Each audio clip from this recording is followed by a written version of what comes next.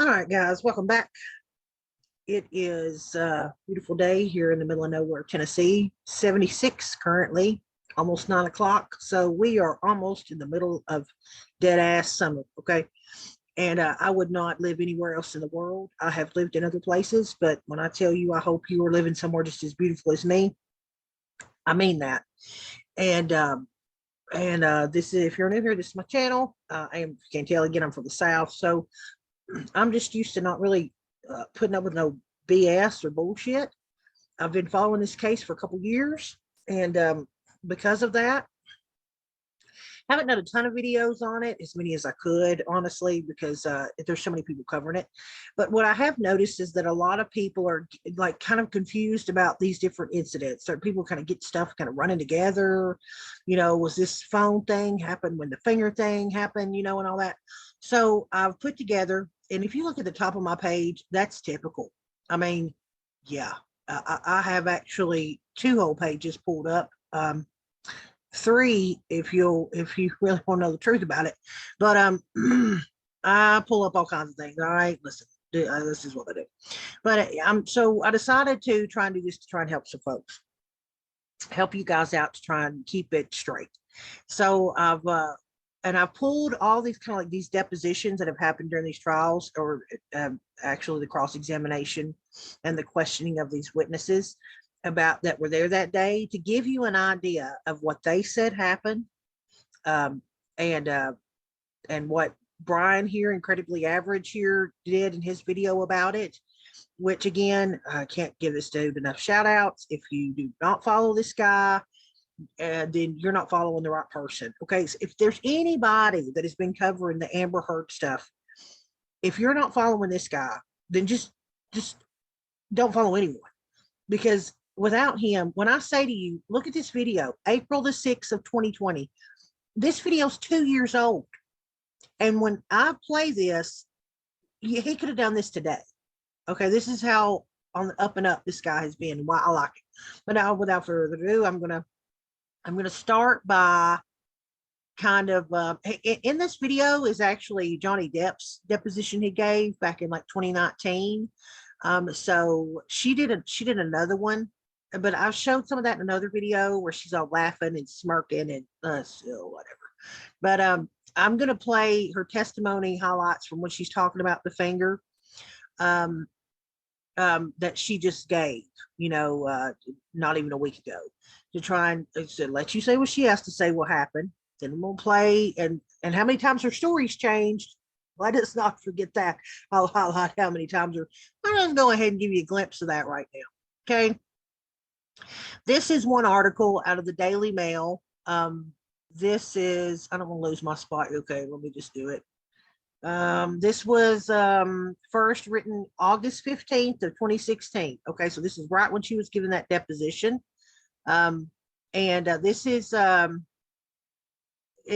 think it's funny, awful curious that remember, she's the one that recorded him beating up on some cabinets. That was a whole other incident. I don't want to confuse you. And then I don't know how TMZ got it. I don't know. I have no clue how TMZ got it. TMZ reports that the incident occurred last March while Depp was in Australia and drunk and high on ecstasy. Now, I wonder who told him that. You've been watching the trial about the bag, and there was only 10 left, or he took 10. I can't really remember. Might have been 8. Yeah, that was Turd Heard herself. But it says he had been speaking with Amber on the phone, or Heard on the phone, while she was filming The Danish Girl in London, when they began to fight, and he threw the phone at some glass, causing the injury. So in this one, he threw the phone at some glass and caused the injury. So what she's saying, she wasn't even there? She's trying to say what, she was in London? Think about this. While she was filming The Danish Girl in London, remember the injury happened in Australia.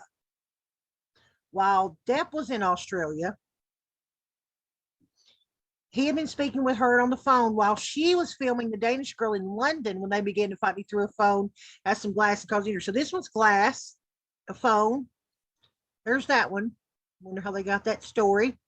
Then here's this one. This one was May 31st of 2016. According to ET, Depp reportedly injured his right hand while punching a wall during an argument the couple had in Australia. And now he's punched a wall. First it was phone through a glass. Now he punched a wall. This one is Heard. Sorry, here we go again.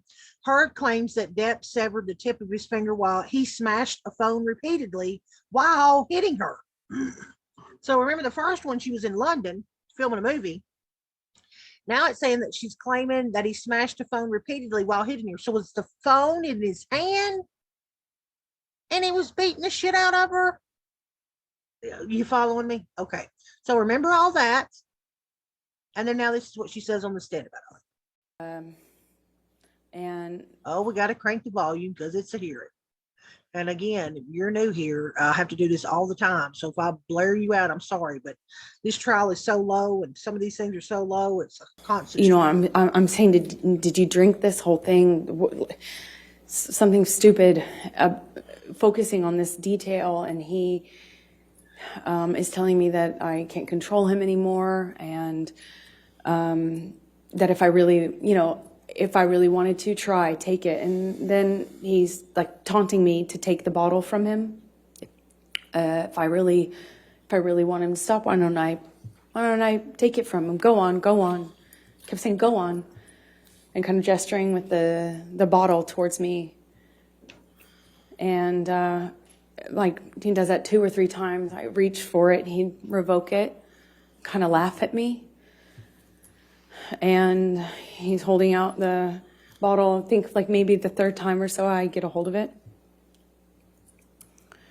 I pick it up and I slam it down on the ground right in between us. There's a tile floor, a white tile floor. And I smashed the bottle on the floor. And that really set him off. So stupid. Yeah, it's hard to smash a bottle right in front of him when you're in London filming. It was like a light bulb switch went off. He starts screaming.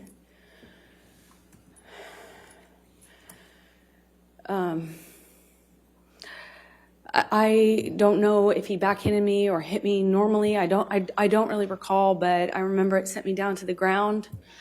And I want you to pay attention to how many minute details she knows about cans, about her gown, about the lint in the carpet. But when she gets to the point of their fights, she can't really recall, if she did anything. That's a little hazy for her, but she knows what color nail polish was on the wall. You know what I'm saying? Think about that. Normally, I don't really recall, but I remember it sent me down to the ground. I remember by the time I pick myself off the floor, I stand up. He's got a bottle in his hand, and he threw it at me. It missed, thankfully, but I kind of pulled myself back into the bar area. I don't know how much time passed, but at some point he had a broken bottle up against my face, neck area by my jawline, and he told me he'd carve up my face. I don't know at what point in the evening. I couldn't tell you what sequence-wise when that happened, but it was terrifying. It wasn't the first time he said that to me. He said that to me on the plane as well. But this time he was holding a broken bottle to me. I honestly don't remember if I threw anything in his direction. I don't think I did. I just remember. She doesn't remember. And look at this lip thing she does. Just saying. Him having me by the nightgown. I remember him flailing me, throwing me around. I'm flailing. This is after there were some bottles broken on the floor. I think this is actually after, again, forgive me, I wish I could remember the sequence, but it's flashes.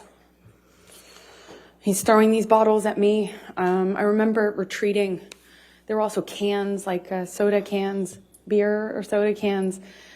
and they're coming at me one after the other, and I keep pulling myself into the bar area. There's a bar behind me in like a, I don't know, like an L shape. He's standing in the only way you can exit, so I'm kind of trapped in front of this sink, surrounded by bar on 3 sides with him in front of me ish, kind of front off to the left, and he's throwing these bottles one after the other, and I can feel glass breaking behind me.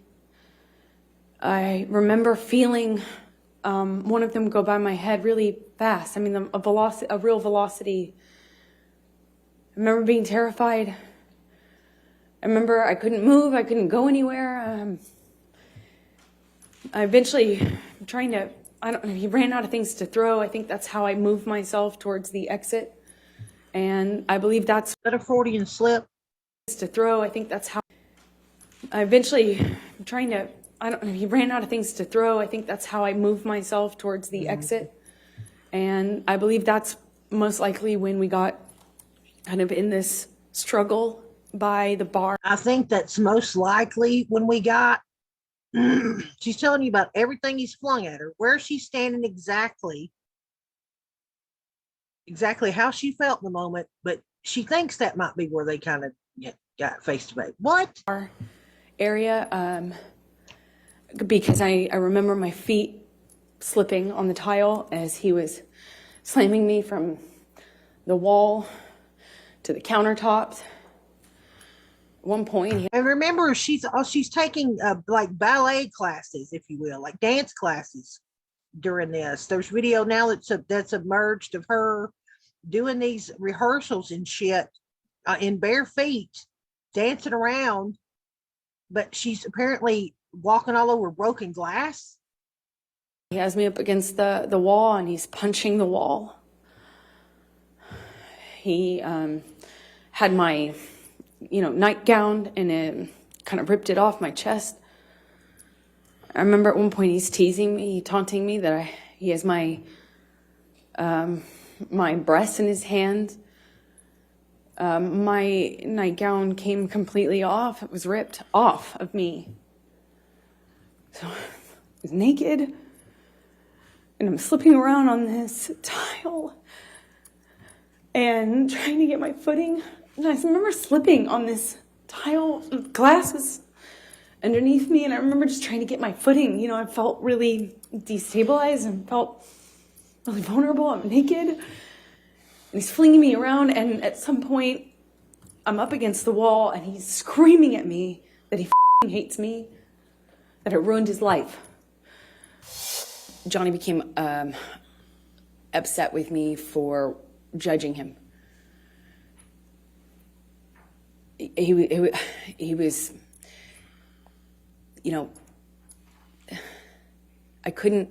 was like I couldn't win if I didn't do anything, if I didn't say anything to him about the drinking, if I didn't acknowledge it.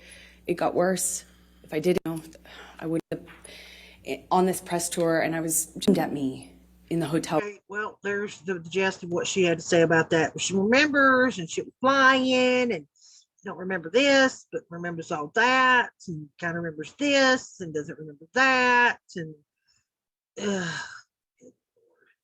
okay. And then here's this the house manager that was there that came there right after it happened. He's going to talk about it. Can you walk us through how you found it? Yes, so I walked down the stairs. There was a bit of damage. He got into, by the way, he's the one that found the finger. The games room bar area. So can you walk us through how you found it? Finding the finger. Yes, so I walked down the stairs. There was a bit of damage down the steps. That a big chunk had been taken out of the marble staircase. On my way down, remnants of what looked like a plant pot or something around it, smashed. Walking down into the bar. Now remember, she admitted, I took this bottle and threw it on the ground and smashed it everywhere. Now he's saying he just walked into a smashed bottle. I could see the damage that Dr. Kipper had told me about. A broken ping pong table sort of collapsed onto the floor, and lots of glass and broken glass and cans strewn around the bar area. And where exactly was the finger in the bar area? Directly below the bar, I mean, the bar was set up like a conventional bar that stuck out from a wall, and with a marble top. There's a big chunk out of that as well, like on the staircase. Directly at the end of the bar, there was a scrunched up piece of kitchen paper, if you like, tissue, with lots of blood around it, on it. So I thought that was probably a pretty good place to look. And it was within that scrunched up piece of paper on the tiled floor at the end of the bar, the base of the bar by one of the bar stools. Was there any property damage around the finger? Yes, a fair bit. On the floor around that area, there were puddles of what smelt like alcohol to me. There were, seemed like several drinking glasses, a couple of bottles. One was a Stolichnaya vodka bottle. And at the end of the bar, as I said, there was a big chunk out of the bar itself, the bar marble top. At the end of the bar, there was plaster damage right at the end of the bar on the wall. Behind the bar, smashed and cracked mirror. There was a blue mirror that stretched that whole span of behind the bar. Lots of cans again behind the bar on the floor, broken window at the end of the bar, and more plastered work damage on the wall above the sink. It was sort of a kitchenette bar, if you like, as well. You mentioned a bottle of vodka. Was the vodka bottle intact? No, nothing was really intact. The top of it, the top of a bottle is like, it had a label on it, which is how I knew it was a Stolichnaya bottle. It had that sort of squiggly S, sort of yellow top. There was a large chunk of a bottle, which I guess was the rest of that, and several other, lots of other broken glass around the area. After you found the fingertip in the bar area, what did you do next? Well, I gathered it up in that kitchen paper and sort of took it upstairs. I might have shouted up to David Kipper, I found it. I'm not sure, but I walked back upstairs to the kitchen and got a bag, a little plastic bag, put the fingertip in there, set it on top of some ice in this plastic kitchen container, and pretty much handed it over to David Kipper and Jerry Judge, I think, at the time, who were keen to get it to the hospital quickly to see if it could be reattached. Do you recall about what time you found Mr. Depp's finger in the bar area? It was about an hour after I got there, so it would have been around 3:30, I would think, 3:20, 3:30.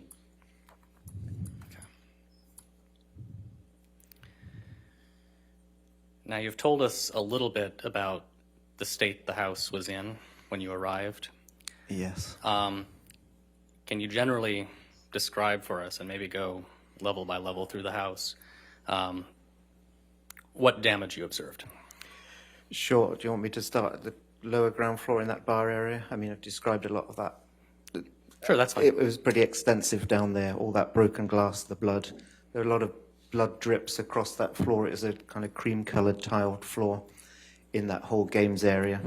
Now, notice he says there's drips. It doesn't say anything about smeared blood, which, remember, her testimony was that she was slipping on all this stuff. If there was drops of blood, there'd have been smeared blood from her slip. Apparently, she said slipping on it, which he doesn't testify to seeing any of it.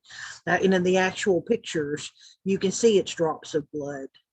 As I said, the ping pong table was collapsed, blood drips across the floor and around the bar. And the damage on the walls, as I said, the plaster work at the end of the bar, behind the bar, and the chunk out of the marble top. So on the ground, that was the predominant damage in that area, on that level. On the next floor, on the main floor where David Kipper was, in the kitchen itself, again, a few broken glasses and cans on the floor, soda cans behind the kitchen island, the chef's kitchen island, liquid sort of puddles. There was a sitting room with a couch on a cream-coloured couch, which had a fair amount of blood drips on the cushions. Now I'm going to get up to the part that could be also important. Okay, this is the part of his testimony we talks about his interaction with Amber Heard. Well, because when he got there, Johnny Depp was already gone. He would already had left the premises with the security, with the Malcolm, the Scottish guy. We'll hear from him in a minute.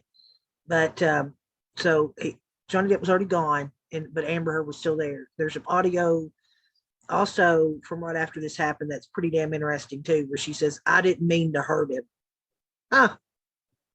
That day. Remember, while she's on the witness stand, she don't remember shit. Did you have any interactions with Miss Heard?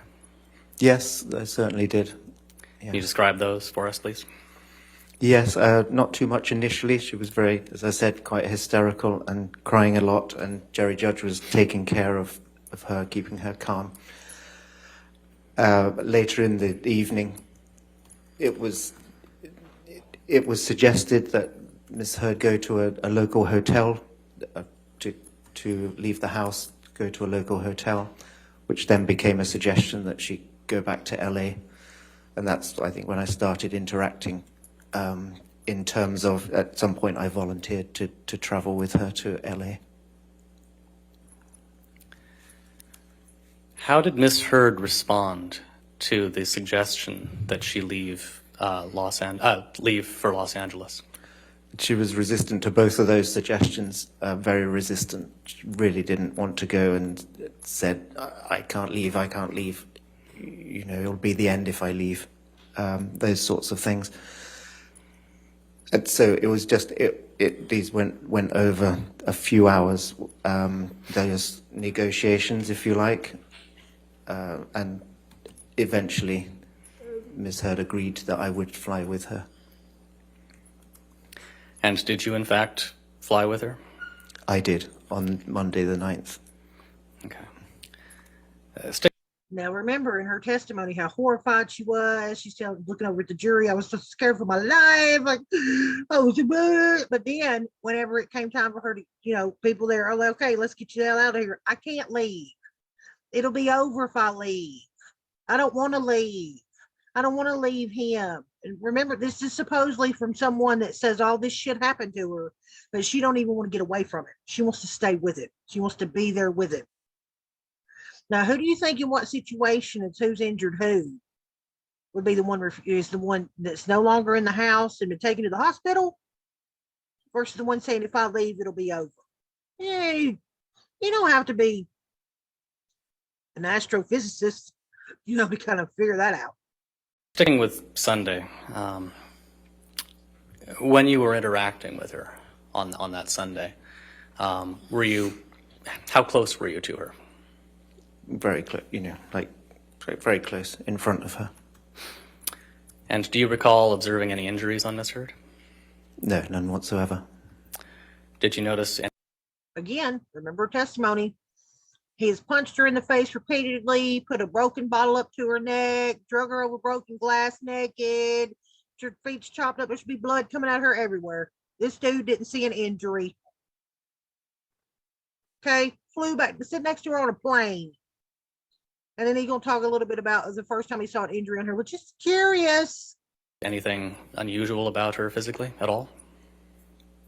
No, she was obviously crying a lot. She had red eyes, and but no, otherwise no. Okay. So what happened the following day, that Monday, March 9th, I guess it would be, 2015? Right. So, it was eventually agreed that I would fly with Miss Heard, so I had to at some point go back to my apartment, drive to my apartment to pick up my passport, which, funnily enough, I hadn't brought with me, and some clothes, a bag to take. So I think I left the house early hours, as I said, 2, 3, may have been a bit later, a.m. I drove back to my apartment, which was 30 minutes drive south, picked up those things. I didn't know how long I was going to go for, but I knew I was traveling, so passport, quick shower, pick up a bag of clothes, and I drove back up to the house. I don't recall exactly what time I arrived there, but I know we had to leave. All the arrangements were being made by the travel agent, and Jerry Judge was liaising with them to make the flight arrangements, and which I believe was going mid to late morning. So I think we had to leave the house around 7 or 8 a.m. that morning, Monday the 9th. And did you travel to the airport with Miss Heard? Yes, we were driven. How would you describe her demeanor that morning? Calmed down a fair bit. She was mostly on the phone, to be honest, for pretty much the whole of that car journey to various people, one of which I believe was Mr. Depp. Do you recall her saying anything on the ride to the airport about what had happened the night prior? Nothing really mentioned in that as way of an explanation, no. What happened when you got to the airport, if anything? See, and again, this is what makes these people credible, is because they're not trying to bolster their testimony. Again, this word's basically his word against hers, along with the fact that this was just a house manager hired by Disney to manage that house while Johnny Depp was over there filming Pirates of the Caribbean 5. That's what was happening. That's why they're in Australia, because Pirates of the Caribbean is filmed in Australia. So he was hired by Disney to be the house manager of the house they acquired for Johnny Depp to stay in while he was there filming. Okay. Disney paid him, not Johnny Depp. And, but because he didn't like, oh, yes, she was in the car telling me, blah, blah, blah. He's honest about it. Says, nope, she was on the phone most time, didn't say anything to me. Okay. So he could have said a whole lot here, but that's what makes me feel like he's telling the truth, because he didn't. We were running a bit late, but I remember that. Luckily, we were traveling first class, so the driver knew to pull up to a kind of VIP, for want of a better word, VIP check-in point. And so the car got pretty close to where the desk was. Miss Heard was still on the phone, and so we sat there for a bit with the driver, and Miss Heard was talking. I don't know who to at that point. And I was thinking, we need to make this flight actually pretty soon, because we were already running a bit late. So I decided to go in, maybe I can go in, check in our bags ahead, and then come back and get Miss Heard. She should be finished by then, which is what I did. And did you eventually get on the plane? Eventually we did. It was a close call, to be honest. Once you were on the plane, did you have any conversations with Miss Heard? Yes, I mean, not initially, which took some time in the bathroom. She was on the phone again to the point where the cabin crew had to sort of tap on the door and say, we need to leave now. Everybody needs to sit down. And she did come to sit down, after 10 or 15 minutes in there. You notice they about tried to start to object to that. See, that gets a better seat, but he didn't say anything hearsay. He said that they told everyone they needed to take their seats, not her, that she was in the bathroom. She barricaded herself in the fucking bathroom on this airplane because she's such a self-entitled narcissist asshole. This is what's come out about this, of how long Johnny Depp has been in Hollywood, the dozens of freaking movies this man has been in. And I am telling you, as someone that has researched all the way from Edward Scissorhands, okay, Crybaby, yep, seen that movie too. I mean, listen, how he treated his fans on red carpets, like how he would, like there was this one incident where he was signing autographs. There was a little girl standing in the front, and the crowd, when he came over, got so, hyper vigilant to like get his attention. They started like pushing in on this little girl, and his security guy, I think it was Jerry George at the time, like yelled at them like, hey guys, calm down, there's a little girl up here. And Johnny Depp kneeled down. It was like, it's gonna be okay, you and your mom are gonna get out of here, and I mean, like that kind of stuff. That, listen, if it wasn't for the person with the cell phone that recorded it, ironically enough, her mom, that it seemed like, that Johnny Depp was more concerned about the little girl than her damn mother. And I'm just being honest here. Like shit like that, I have found about how kind he was to people when he didn't think anyone was looking, including a homeless person on one of the set of his, I think this was another Pirates movie, where one of the producers or whatever was being a complete jerk to this homeless person, and he goes out there and defends them. And then this person, this producer, whoever he was, tries to claim that Johnny Depp had put their hands on him or got in their face, because they want some of his money. But luckily enough, the person he was sitting down to talking to when this happened was a photographer, and she snapped about 40 something freaking pictures of while this was going on, and had the damn evidence that he didn't lay a hand on the guy. Even had evidence that the next day they had gone to some dinner together and hugged it out. That dude tried to sue Johnny Depp, and because of her, they had evidence to the contrary. That's the kind of person, I'm telling you, that have dug and dug and dug and dug and dug. That's why people love him, is because he took so much time, because he knew who was his bread butter. He knew it was the fans had to come see his movies. And that's why he was a movie star. It wasn't the people taking his pictures on the red carpet. It was the people that were paying their money to go see his movies. And I implore any of you to go dig yourself. I mean, it is out there. She did come to sit down, after 10 or 15 minutes in there. And so eventually, and luckily, as I said, we were flying first class, which was lovely. She was in the window seat, I think it was 1A, 1B window seat. I had the aisle seat. And finally, we could both sit down, and in way of conversation, wasn't a great deal, to be honest. I did sort of say, finally, so what happened? Obviously referring to the house. And I mean, she didn't give much explanation, if any. She did say, Ben, have you ever been so angry with someone you just lost it with them? And I sort of said, no. Actually, I'm pretty calm, even-tempered guy. But she did repeat it. She looked pretty incredulous that I hadn't. And she repeated it. You mean you've never lost it with somebody, got so angry with someone you just lost it with them?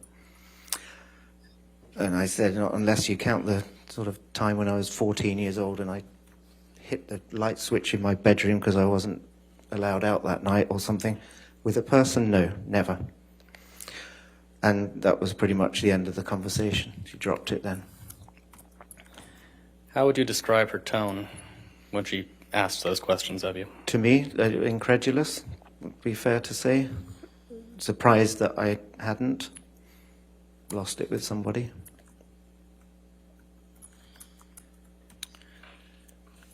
Does anything else stand out about that flight? It was fairly calm. After that, it was calm. But I mean, we were both exhausted. I certainly was. And I can't remember eating even, just slept most of the flight until obviously we landed, or were close to landing.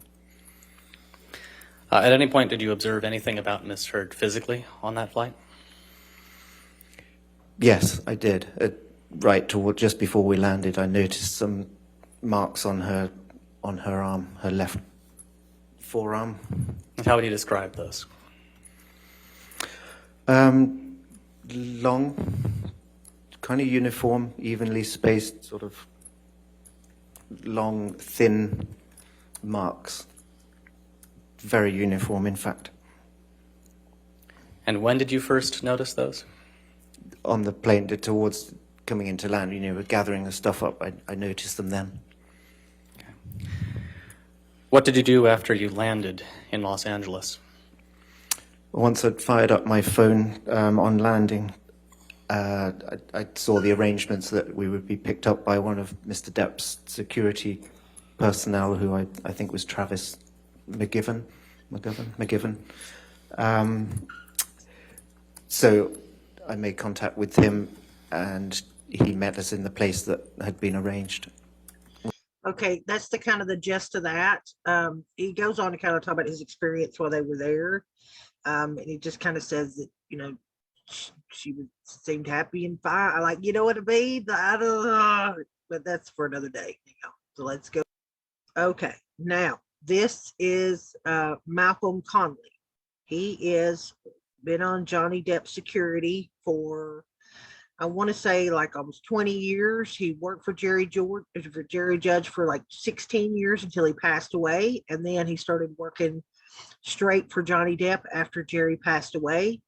And so he's, again, I cannot say this enough, man. If you follow Hollywood people, okay, I don't care if they're in music or movies or whatever, that they burn through security and like chefs and housekeepers, shit like that, like you're changing your damn panties. Okay, they treat them like yesterday's laundry. Like they hire somebody new is not a big deal. So to see people that have been working with this man for a couple decades, most of them have been with this man for a couple damn decades. Should say a lot about who he is. These people have stuck with him all these years. You would think that they are professionals. That you know how many people looking for security? Okay, you know what it would look like on your resume to say you'd work for Johnny Depp for 5 years. All right, okay, they could find other work. I'm going to assume they don't think he's too much of an asshole to stay with him that long. I'm just talking as a Southern person here. If I'm gonna rely on you to have my back and try and keep fucking Charlene from trying to stab me in the eyeball with the rusty ass fork, then we gotta like each other. All right, I don't want some bitch working for me that would use the damn fork on me her damn self. Okay. As I approached the door, he's going to talk now about him. He showed up at the house that day, exactly right after it happened, and he was actually the one that came and picked Johnny Depp up after this had happened. So he's the first one that's testified that that's actually gone in the house with these two still in it. I hear a muffled shouting and screaming and Make sure muffled security. I just assume no driver. So this is him talking about pulling up to the house. There's actual house security that's supposed to, watch the grounds and stuff, because it was on this house in Australia. It was on a pretty big piece of property. And so he's talking about he gets up to the house and there's a security vehicle, but nobody's in it. So he knows something is up because somebody should be in that vehicle. I just assume something up. There's a security car there, but no driver. As I approach the door, I hear a muffled shouting and screaming and, quite muffled though, because the entrance to this house, there's a massive oak door. I mean, it's huge, and it's got to be about 25 mil thick. So I open it, and it's chaos. It's screaming and shouting, but all I can see with my eyes is Johnny. He's wearing a jacket, a hat, and a bag with his notebooks. And I always know that bag because it's a grey canvas bag. And he's sort of, nursing one hand. So I'm saying, well, hey, what's going on? And it's screaming and shouting. It's madness. Amber's irate. I mean, tenacious. It's crazy stuff. Johnny's shouting back. So I've said, Johnny, let's go, let's get out. That's my job, to remove him from a situation. Let's go out. So again, I'm saying it again. Her defense is trying to paint these people. Oh, well, you work for him. You're going to say whatever, but it's because of like what he just said right there. Like he goes in there. And Amber Heard's irate, saying some of the most. We've heard her on audio. Okay, he's screaming at him while he's talking in the most calmest manner that you can imagine. Okay, where I come from, you slinging words. We can see audio after audio after audio where she is just like talking to him like a child and yelling at him, and he's like, "Calm down. No, you said this. That didn't happen." Whatever. So again, he's saying, and when he went in there, they were both yelling at each other. He's not saying, "Oh, Amber was screaming, 'Screw you, you little peckerhead,' And Johnny's over there. Well, yes, dear. Well, you're just the most beautiful thing since sunflowers. Just no. He's like, no, they were screaming at each other. I do a couple of steps with him. Johnny, give me 5 minutes, Mal. 5 minutes. Well, he's the boss, There's no bullets flying. So, okay, give him 2 minutes. I say, let's go. Eventually, I get him out. I managed to get him outside the door. We go downstairs. But Amber appears from somewhere. Now, I don't know if Amber was upstairs or in the room to the left or wherever. But she appears and she's screaming. Berating him. She's basically berating him. Like, yeah, fuck off, she's saying, Johnny. Yeah, that's what you do. Fuck off. That's what you do all the time. That's all you ever do is fuck off. You fuck off with your guys. You're a fucking coward. That's what you fucking do. You fucking coward. Yeah, fuck off with your guys. You big man. All that shit that goes with it. Gets him downstairs. By this time, Amber's on the threshold of the accommodation. And she's screaming, fuck off, you fucking coward. That kind of words, And I get him into the car, and I want to sit in the same. I usually sit in the front seat shotgun, but I want to sit in the same seat at the back, so I can have a look what's going on here and have a chat and have a talk. But when I get around the car, the driver's not locked the door, so he's out the door again, and he's making his way back up the stairs. I get back round again. By the time I get to the top, there's two concrete stairs to the front door. He's just crossing the threshold, and the screaming starting again. Excuse me. Amber is screaming again. Johnny, let's go. And this time it's a wee bit more force, and I managed to actually basically pull him out of the place. Get him into the car. Doors are locked this time. Into the car, we take off. I got him back to my apartment using, a sort of secret way through the underground car park and service lifts. I get him up to my apartment. Get him into my apartment. Start washing his hand, basic triage in his hand, washing it, first aid. It's a mess. His finger's just a mess. It's like one of them cartoon exploding cigars. I always think in my mind that one of them cigars that blow up. The cartoons boom, and it's soft flapping around, and I can see bone. There's bone there. It's smashed to bits, and he's wincing. Okay, that's pretty much the experience. Like he's told you about her demeanor and stuff. So, but I'll show you the other part of this.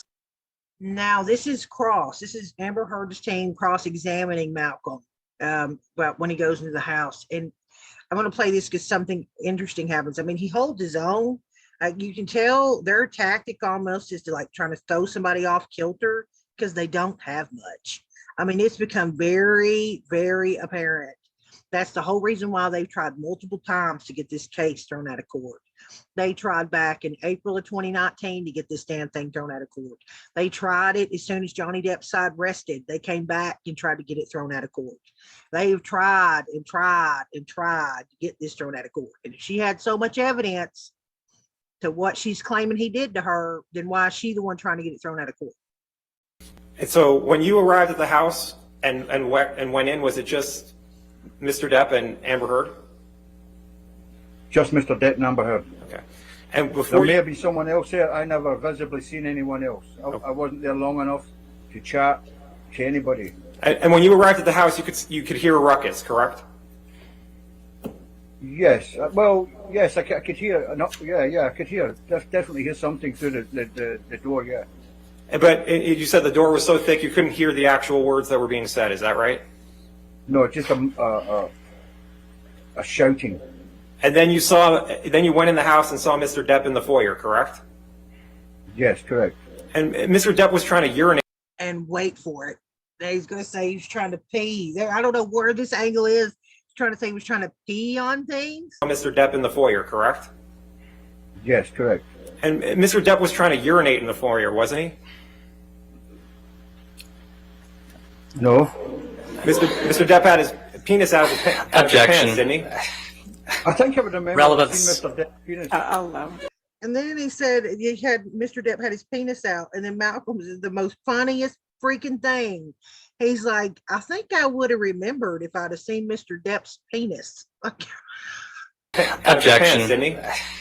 I think I would remember Relevance. seeing Mr. Depp penis. I'll allow it. Next question. And you were trying to get Mr. Depp out of the house, correct? Correct, I was trying to get Mr. Depp out of the house, yes. And Mr. Depp was refusing to leave the house, was he not? Not so much refused, he just wanted 2 minutes to say his piece. You took Mr. Depp's arm to try to move him out, but he broke away, isn't that right? Yes. Okay. I mean, so he was strong enough to break away from your grip, correct? No. So you had his arm and he broke away, though, correct? No. Isn't that what you just said? No, I let him go. You let go. But it wasn't That's my easy. boss. It wasn't I'm not easy. going to drag him by it. So Mr. Depp's your boss. You'll do what Mr. Depp wants, correct? No. It's not easy to get Mr. Depp out of the house, correct? It's not easy. Okay. Now, can we play Exhibit 380A, which is already in evidence? Plaintiffs or defendants, I'm sorry. Okay, so that's the gist of that. All right. So yeah, I don't know that I understand the penis angle. It's almost like trying to embarrass him or something. And it's backfiring so horribly wrong because people are laughing at this shit making TikTok videos. Do you not see my video that I uploaded yesterday on that? Look, it took me a long time. But people are doing some amazing stuff. Please help me. If you see any of these funny TikTok videos, link them below. I will put them all together. They are frippin' hilarious. Okay, so and now we've landed back to here. And again, this is why this is gonna be a long video, but I do think this is important. So like if you need to take this and then take some parts out of it to try and make sure that everybody understands this is the incident, the finger gate, you know what I mean? Then this is why I'm doing this, is because I think people are getting kind of confused on what happened on which day. So I'm going to let this pretty much play through because Brian does a really good job. He always has. And what happened on that day. Again, remember, he did this video 2 freaking years ago. So the information's been out there forever. But yeah, and he does the drawing of the floors and her preposterous thing where I barricaded myself in the room, but somehow Johnny, anyway, here we go. 15. Last year, in Amber's first motion to dismiss the defamation case against her, she filed a lengthy declaration changing details surrounding previous allegations of abuse and adding more allegations to the pile. One such new incident was March 2015. I won't read or break down the entire thing. I'll save it for another video, but if you want to read it, you can find it on the Fairfax County website or just Google Amber Heard motion to dismiss. Amber claims that she arrived in Australia on March 3rd to be with Johnny while he shot the 5th Pirates movie. She says that sometime over the next few days, Johnny went on a sleepless 3-day alcohol and ecstasy-fueled bender, physically abusing her daily, each night ending with Amber barricading herself in a bedroom to sleep. The last night of the alleged continual physical assault was extremely detailed. Amber claims that by night... Let me just reiterate here. She also said during this episode, she was like a 3-day hostage. She was a hostage. He held her hostage in the house for 3 days. And then when she was asked, oh, well, Miss Heard, didn't you have your cell phone with you? Oh, well, yeah, I had my smartphone with Wi-Fi and, the ability to call whoever I wanted for help, but, hostage. Johnny had hit her multiple times, shoved and pushed her to the ground, choked her and spit on her, busted down a door to a room she had locked herself in, threw cans and unopened bottles at her, and even handed her a bottle, which she claimed she only threw on the ground as she refused to throw it at him, even when seemingly challenged to do so. The abuse she alleges occurred later that night only got worse. She claims Johnny pushed her onto a ping pong table, causing it to collapse under her. Then he ripped off her nightgown and choked her against the fridge. This would continue into the night, claiming she was dragged naked and barefoot across the broken glass that covered the floor and countertops. She says that she would slip on the glass and be slammed against the countertop, constantly struggling to stand as her arms and legs and feet were repeatedly slashed by the shards of broken glass. She says that while Johnny had her by the neck and collarbone as he was repeatedly hitting her with the back of his closed hand, that he also smashed a plastic phone against the wall, and a piece of that plastic phone is what caused his finger injury. Now remember this when he's back here in 2020 when she said it was a phone. And then that she eventually escaped and barricaded herself in a room again and went to sleep. Didn't call or run for help, didn't bleed out, just went to sleep. Johnny claims a completely different event and circumstances led to his finger injury, all caused by Amber. He also denies harming or assaulting Amber and denies going on a 3-day alcohol and ecstasy-fueled bender. This testimony is in a publicly available declaration, also on the Fairfax website. Another thing to take note of, he's never changed his story. I highlighted one earlier, how many times it's been changed with her, glass, phone, punched a wall. Website, or you can just Google Johnny Depp declaration. Details were added in an amended filing in the UK courts, but nobody has those, as those are not public, although some details were reported in some media outlets. Johnny testified that after his lawyer discussed with Amber the need for a post-nuptial agreement, she went berserk. While attempting to avoid her, he went to the downstairs bar area and started pouring himself vodkas and drinking them, after having not had any alcohol in at least a year. She immediately followed and started.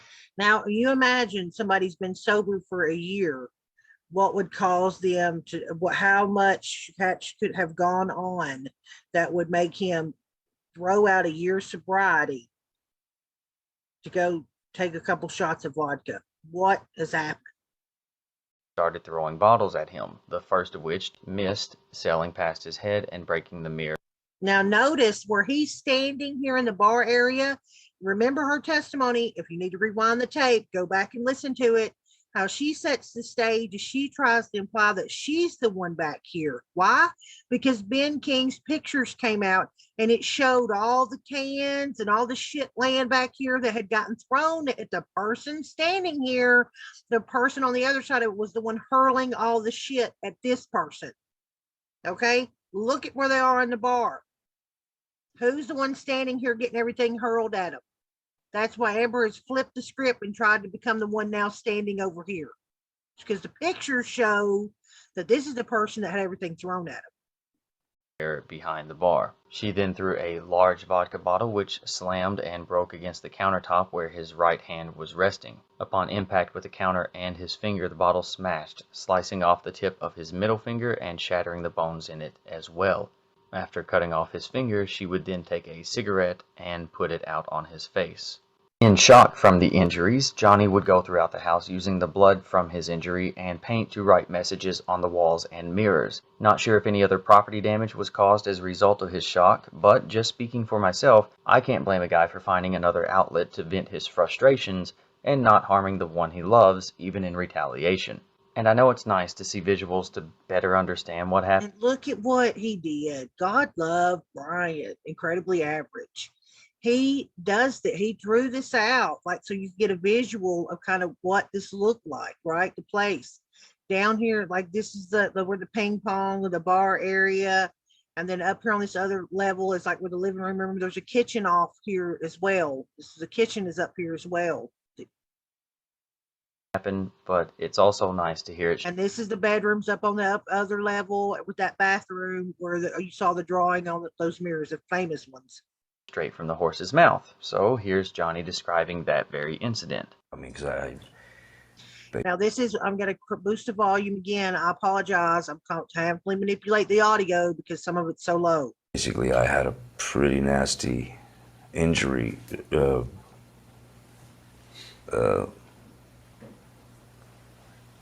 That I And again, this is in 2018, December of 2018. actually, I had to.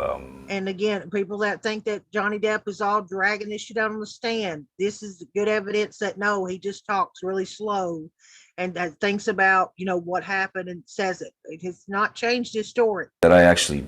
I'm sorry, I need to correct that. He did in the beginning to say that his finger was cut off by whatever. He says it here in this, trying to protect her. That is it, you know, and look where that got him. I had to protect her at the time. And so I said that it was caught in the door, one of these huge accordion doors at this house. That wasn't the case at all. She smashed, she threw a vodka bottle at me. and my hand was resting on the marble of the bar like that. And the first bottle went just past my ear, and the second one was a larger bottle, and she threw it from about this distance, and it smashed into the bar, which and this finger, who I now call Little Richard, was the tip of the finger was severed, and all the bone in here was completely shattered. I mean, it looked like Vesuvius. And then I got infections. I ended up with MRSA twice, so it's very complicated. I was trying to just get the finger back, you know, and deal with the insanity of having had my finger chopped off by this woman that I was married to. Yeah. See how easily the truth flows because, well, it's the truth. Now, a big dispute at the moment between the two sides is not only who caused Johnny's injury, but also when it occurred. At the recent hearing, the son added to Amber's claims, saying that she was also sexually assaulted as well, with Johnny allegedly grabbing her breast and mocking her in the midst of this assault. But here's why I know they're lying. The son's claims match Amber's. You know, the ping pong table, the bottle throwing, the tearing off of her nightgown, the choking against the fridge, grabbing her neck and collarbone and slamming her against the countertop. These claims, all initially alleged by Amber, are said to have occurred on the same date and time that Johnny had his finger injured. However, the son lied to the courts and told them that this occurred on March 4th. Johnny's attorney, Adam Waldman, stated that Now, this is interesting. I wonder if that's not why we now have the 3-day hostage situation, because that was such a massive mistake. Like, you can't get the damn day right. And we're not talking like, oh, it's America, Australia time, so it's 4th, 5th. We're talking 4th, 8th. 4 days. and told them that this occurred on March 4th. Johnny's attorney, Adam Waldman, stated that Johnny's opponents are so caught up in their lies that they can't even get their fake sequence of events, times, or dates straight. And he's right. Johnny's injury occurred much earlier in the day, before lunch, actually on March 8th, not late at night on March 4th. After suffering the injury, Johnny was taken to the hospital just a few hours later, received treatment for the injury, and was released the same day, but would not see Amber again while in Australia as she flew back to LA the following morning on March 9th, returning to Johnny's LA penthouse, and Johnny would fly back a few days after, but stayed at his West Hollywood home to heal away from her. The son's lawyers read text portions from Johnny to his doctor, Dr. Kipper, which they say support their claims of the when and how of the injury. The first piece of text, in which even their team says was sent shortly after the injury occurred, which they claim was March 4th, reads, "I cut the top of my middle finger off. What should I do except, of course, go to the hospital? I'm so embarrassed for jumping into anything with her. Fuck the world." I believe they'd like you to think that this means he admits that he personally cut his finger off and was embarrassed for jumping into anything, which they hope you think means physically assaulting her. The next piece of text they say was sent to Dr. Kipper 2 weeks later and reads, "Thank you for everything. I've chopped off my left middle finger as a reminder that I should never cut my finger off again. I love you, brother, Johnny." Of course, the son takes this dark, sarcastic joke of matching his left finger to his injured right finger as proof. We'll expand on these lies and awful attempts at mudslinging by the son in a bit. But I like actual proof, real evidence, witnesses, and patterns to establish the truth of when and how this finger injury happened, along with other telling pieces of information regarding this event. With that said, let's look at Amber's witnesses from March. Okay then, she did submit these pictures as evidence of her claims. We have 2 messages Johnny wrote on mirrors and scarring on her left arm that she claims is a result of the alleged abuse. First, let's talk about these messages. Johnny and Amber both say that he wrote on the walls and mirrors. Amber claims these are the only 2 pictures she could take because the mirrors were in the bathroom that was in the bedroom she barricaded herself in on that final night. She claims Johnny wrote the messages overnight while she slept. So, first question, how did Johnny get into the bedroom to write these messages on the bathroom mirrors if she... Did y'all not know he could walk through walls? not only is he Jack Sparrow, apparently he's also the Invisible Man. The Invisible Man wouldn't even work. I don't know, Morpheus, morph straight through the wood, the paneling, the glass shower wall. I don't know, like what's going on here? I mean, you know what? We all believe in the Illuminati, right? So they are able to turn him into a cockroach and him crawl up underneath the door jams and then remorph himself into Jack Sparrow, Johnny Depp, and when he gets to the bathroom, explain this shit. And all of you that appreciate pictures, oh, that's cool. I'll draw you some. Here is the damn door. Here is the lock on the door. She barricaded herself in. Here is the only way into this bathroom. Here are the mirrors the message is wound up on. If she is barricaded in this room, sleeping with her 9 million cuts and her bloody feet, how in the hell did he get into the bathroom? I mean, for the people in the back. He was barricaded in all night. Next, both Amber and Johnny say that he wrote in blood and paint following his injury. And that's it. Blood and paint. I think Johnny's shock-induced handwriting is obvious here. One message reads, starring Billy Bob and Easy Amber. This is allegedly referencing Billy Bob Thornton, who co-starred with Amber in her smash hit London Fields and also in the film Friday Night Lights, her breakout role when she was 17 years old.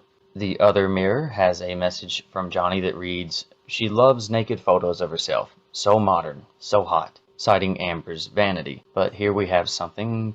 And you know what else she let slip in these little audio recordings that happen? But she also used to be a stripper. So I don't understand what she's talking about, how uncomfortable, like why that message makes sense where she says she loves to see naked photos of herself. Well, I mean, she used to dance on a pole for people.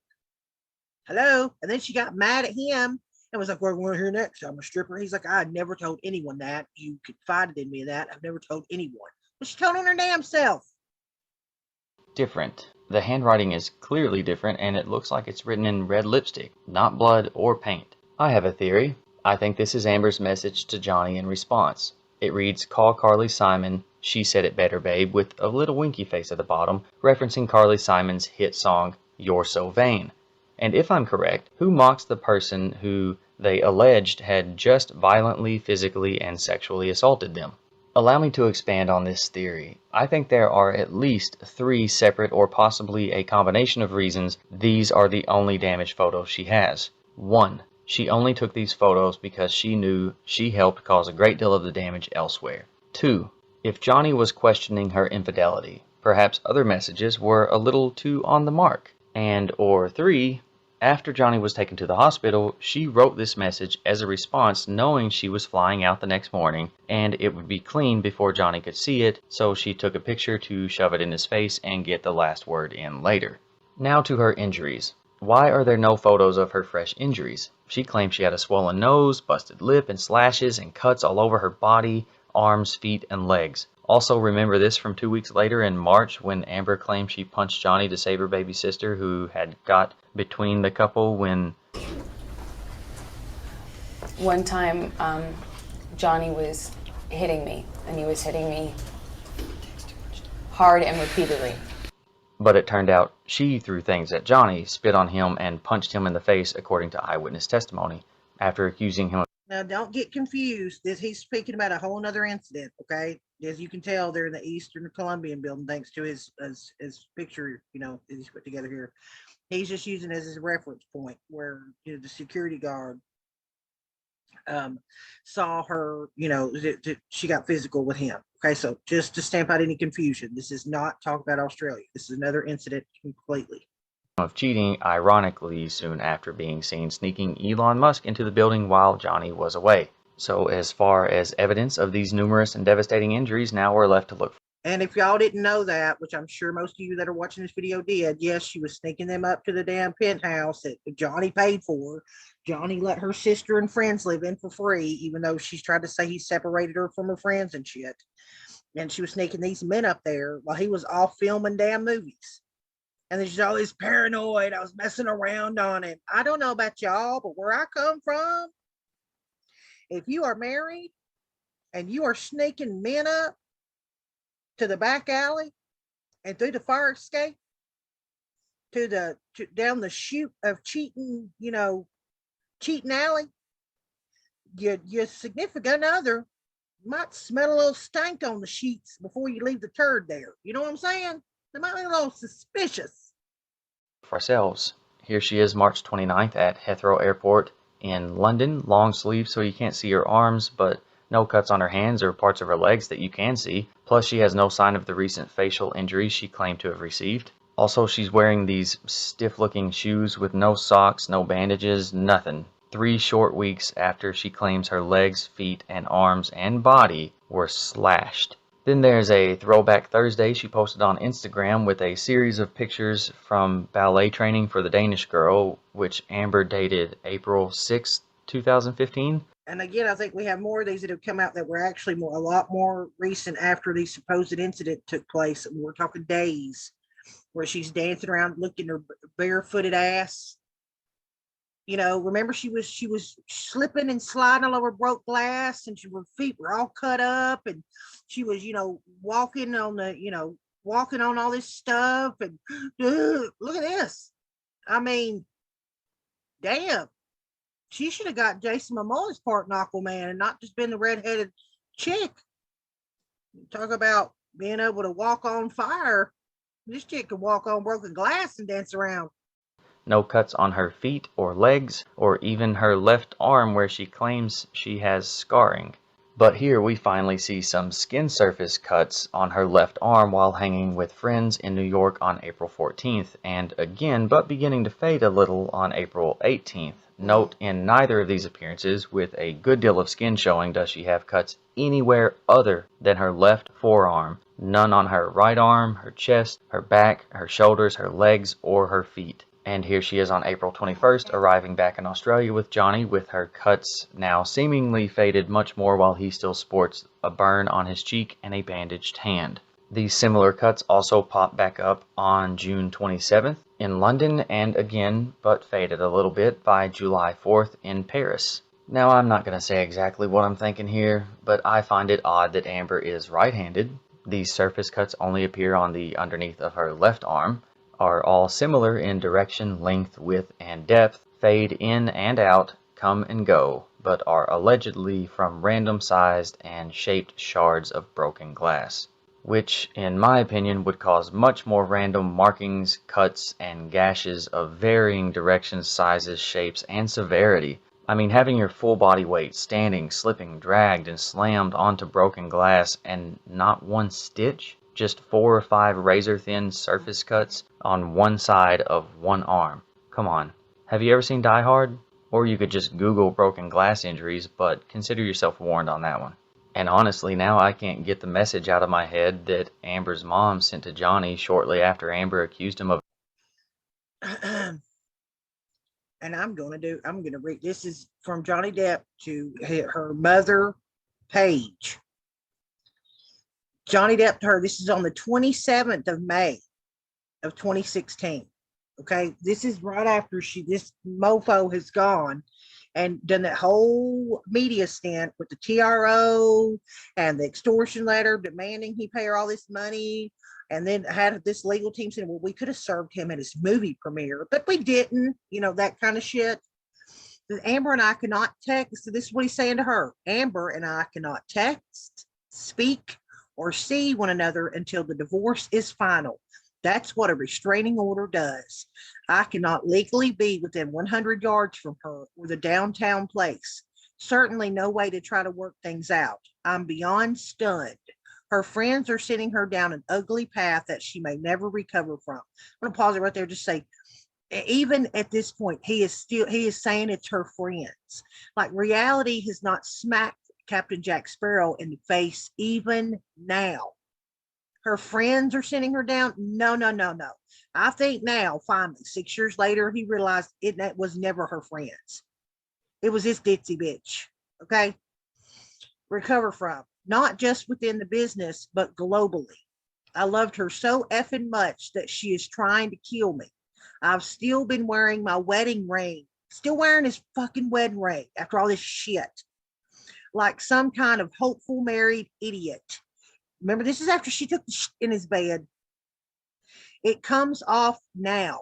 She will get what she wants. I'm sure that they are going to stop you, David and I, from communication as well. I love you, Paige. Okay? It's center, right? 10 minutes later, her mother responds. Okay? 10 minutes. I love you, Johnny.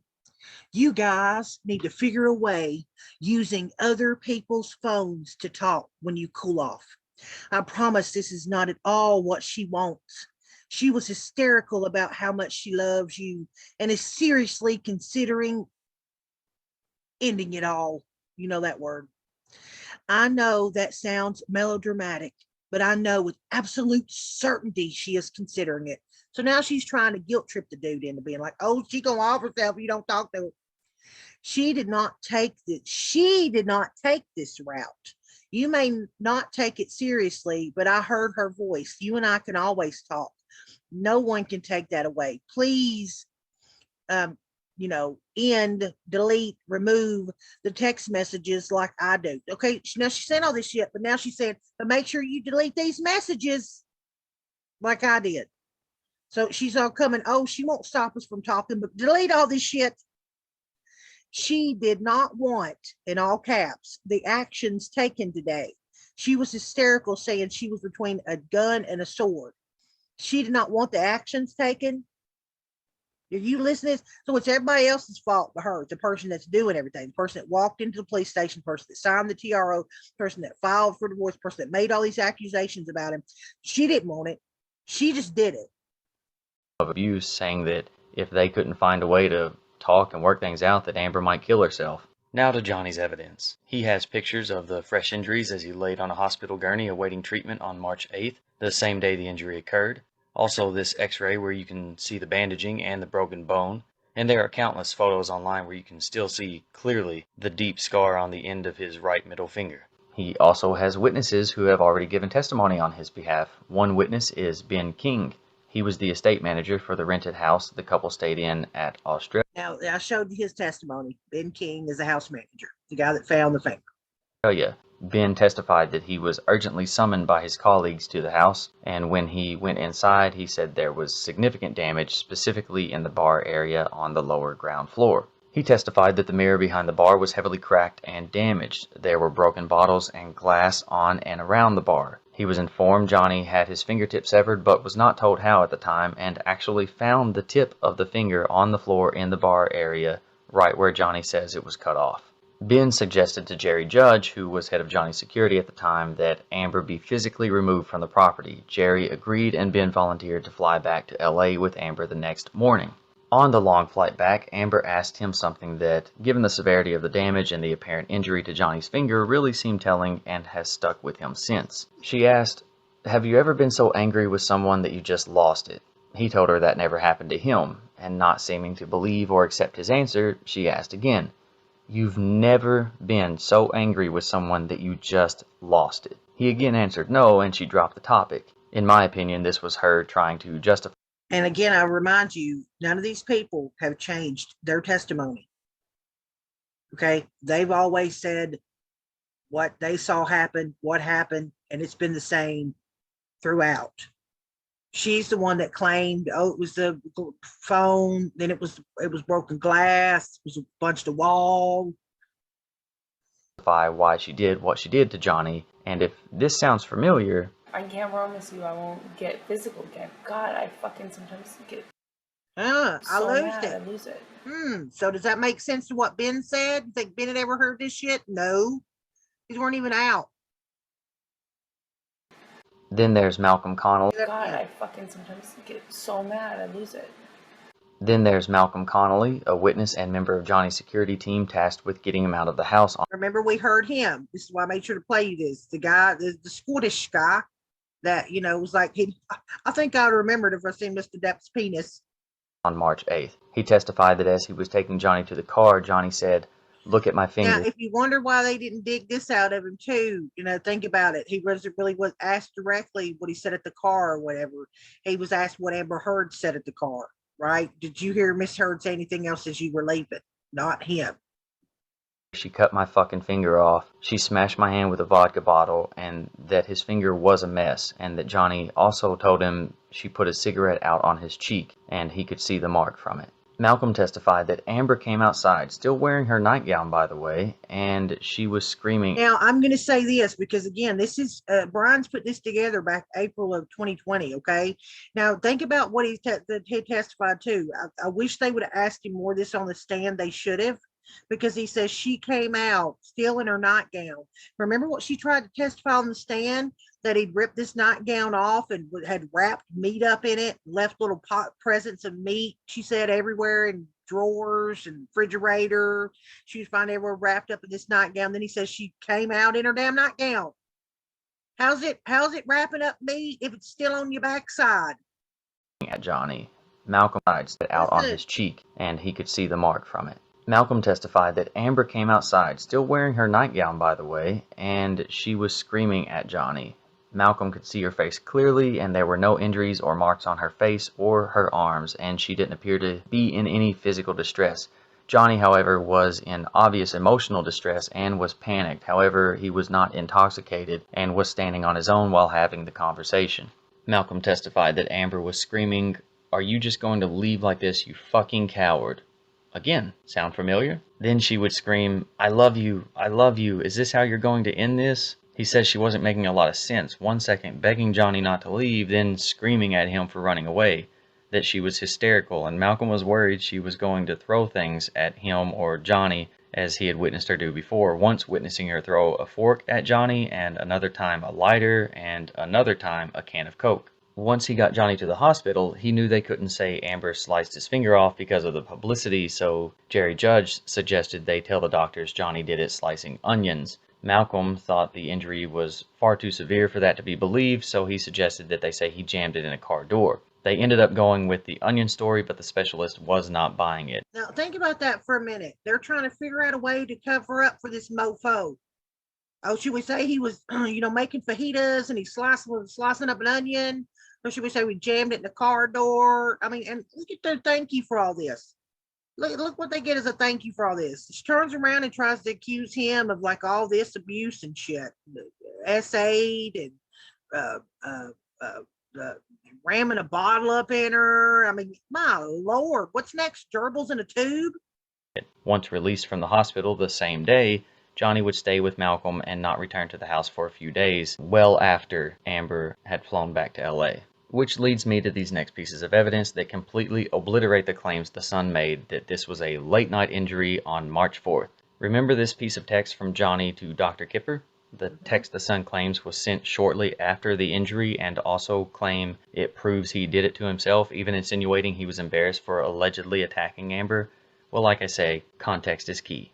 This text, even though originally sent in Australia, was extracted from a U.S. cell phone. Now, remember what we saw in court? It's all this big redacted shit about the cutting the top of his middle finger off and all that, network, right? specifically from the LA area. So according to the data, the message was sent at 5 p.m. UTC-8 on March 7, 2015. Funny thing, LA or Pacific time uses UTC-8 until daylight savings time, which in 2015 was not until March 8th in the US. Queensland, where Dr. Kipper and Johnny were at the time, runs on a constant UTC plus 10, as Queensland has not used daylight savings time since 1992, meaning if this text was sent at 5 p.m. LA time on March 7th, 2015, then the text, remember, sent shortly after the injury, was sent from Johnny to Dr. Kipper on March 8th at 11 a.m. local Queensland time.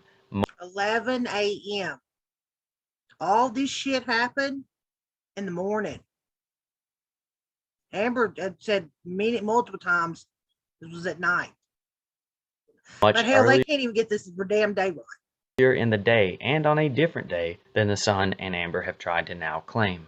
Also, there's the discharge form from the hospital where Johnny received the initial emergency treatment. Note the date and time, You know what else I'll know? That what the the special privileges of Hollywood, and she had actors and stuff get that we don't get, which I just found was funny. And listen, I'm gonna point out every damn thing, okay? But look right here. The first they had to write in his name because I don't know who Rhesus is, but like unknown age, 114 years. Okay, this bitch better be making it some Guinness Book of World Records at 114 years old. He's getting close. But like, I just thought that was funny. Like, I don't know. Again, Rhesus. I mean Rhesus. But it's highlighting that he came into the hospital. The time is at 4:20, which is ironic. Hello, 4:20. And that 4:20 in the afternoon on the 8th. Because if you remember, it took him. They continued to fight after that happened, and then Ben King testified that he found the finger. I think he said between like 3:30 or something, and they rushed it to the hospital, stuff like that. So try and hurry up, see if they get it reattached. March 8th, 2015 at 4:20 p.m., meaning he was indeed admitted and released on the same day and would return the next day for surgical consultation. Here you can see the doctor describing the injury, which he recorded as a kitchen knife. Yeah, see, even the doctor did not buy that shit. He did not buy that a kitchen knife had cut his finger.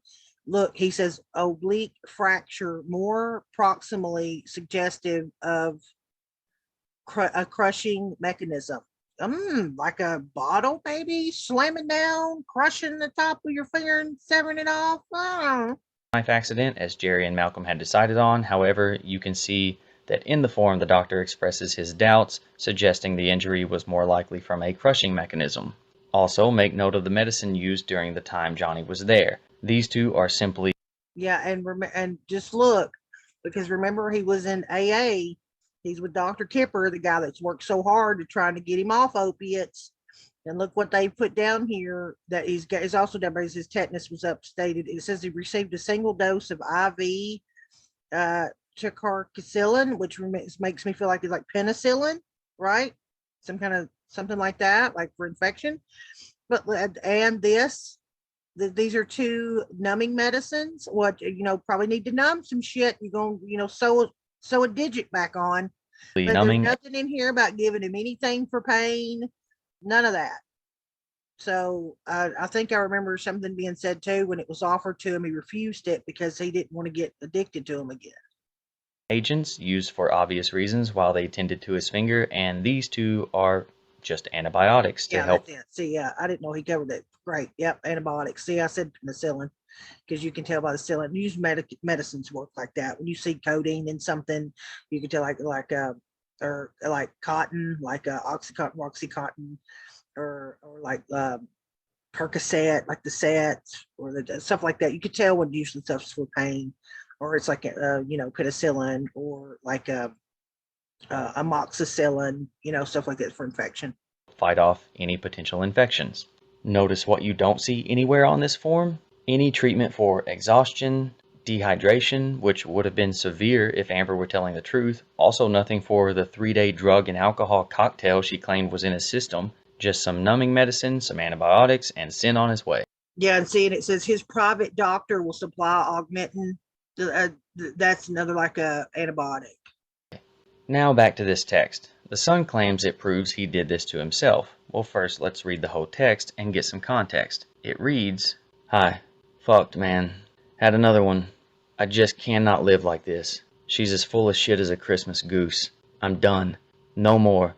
The constant insults, the demeaning, belittling, most heartbreaking spew that is only released from a malicious, evil, and vindictive cunt. But you know what? Far more hurtful than her venomous and degrading, endless educational ranting is her hideously and purposely hurtful tirades and her goddamn shocking treatment of the man she was meant to love above all. Here's the real deal, mate. Her obsession with herself is far more important. She is so fucking ambitious. She's so desperate for success and fame, and that's probably why I was acquired, mate. Although she has hammered me with what a sad old man has-been I am. Cohen has done me the most cruel of favors. I'm so very sad. I cut the top of my middle finger off. What should I do? Except, of course, go to a hospital. I'm so embarrassed for jumping into anything with her. Fuck the world. JD." Now again, remember, remember, this is what the sad part about this. The sad part about this is, again, remember, this is right. This is right after this has happened. This is 2015, and he covered for this chick and took more of this stuff for over a year, for another year. And right here is what he should have reminded himself of. That's why it was probably acquired, mate. Just wish he would have remember this. Now, with the whole text, I think it reads completely different. Not only is he saddened to think Amber is using him for success and fame and not love, he's clearly suffered abuse from her for a while at this point and is embarrassed that he jumped into a marriage with her, the marriage Amber said this about. The marriage, I promise you. worked so hard. Now, again, remember, the marriage I worked so hard to make happen. Not we, not the marriage we worked, I worked so hard to make happen. Now, I want everyone to remember that while she's going over this testimony, talking about how mean he was and abusive he was and horrible he was to her. She started talking about 2013 and 14. Yeah, that was before they were married. Okay. And whenever all this started, this Fingergate started, whenever he brought up how his attorneys said it was important for her to sign a post-nuptial agreement. So they were married. They still wanted her, because when he tried to get her to sign a prenup, she dodged and weaved and wrangled and moved around, did not want to sign no damn prenup. And now she's going out to everybody in the media being like, oh, I didn't want none of his money. Yep, that's $7 million. Oh, I'm giving it to the little kids and little puppies and the butterflies in the sky. You know, what's about the money? I was just wanting to help the little kids. And then come to find out she didn't want to help a damn person but herself. She didn't donate that money to anybody. She put it in her pocket. The only thing they can trace back to her is giving any of this money to anyone is $350,000 out of the $7 million he gave her that she was supposed to donate all of it to.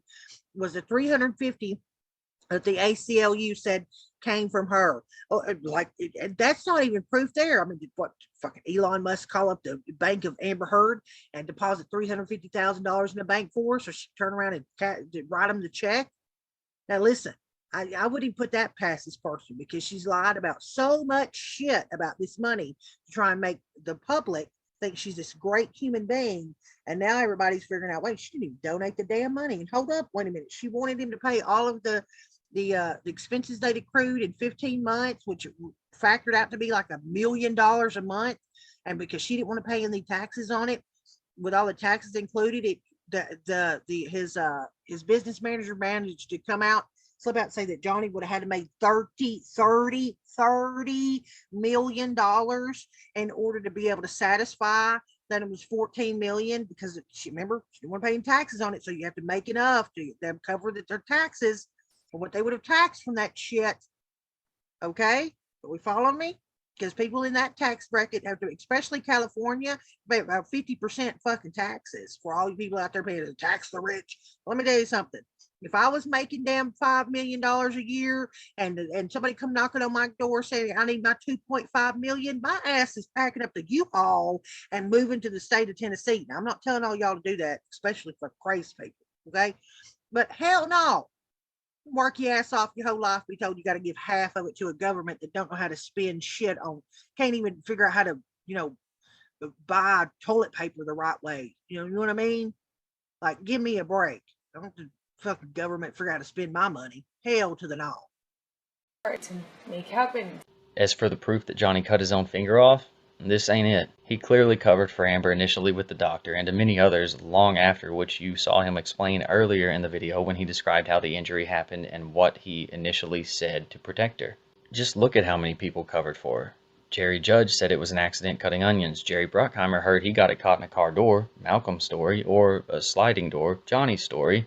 Media outlets ran with the story that he heard it in a go-kart accident, all to save Amber's reputation so the world wouldn't see her as an abuser.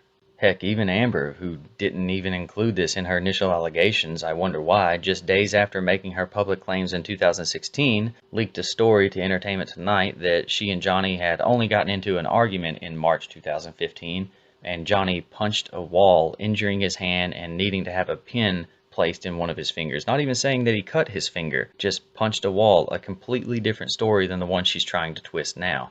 Here's another clip of Johnny talking about trying to heal from his injury and battling MRSA multiple times and discussing this fake story Amber leaked to the press soon after her abuse allegations. I personally don't recall any of that stuff.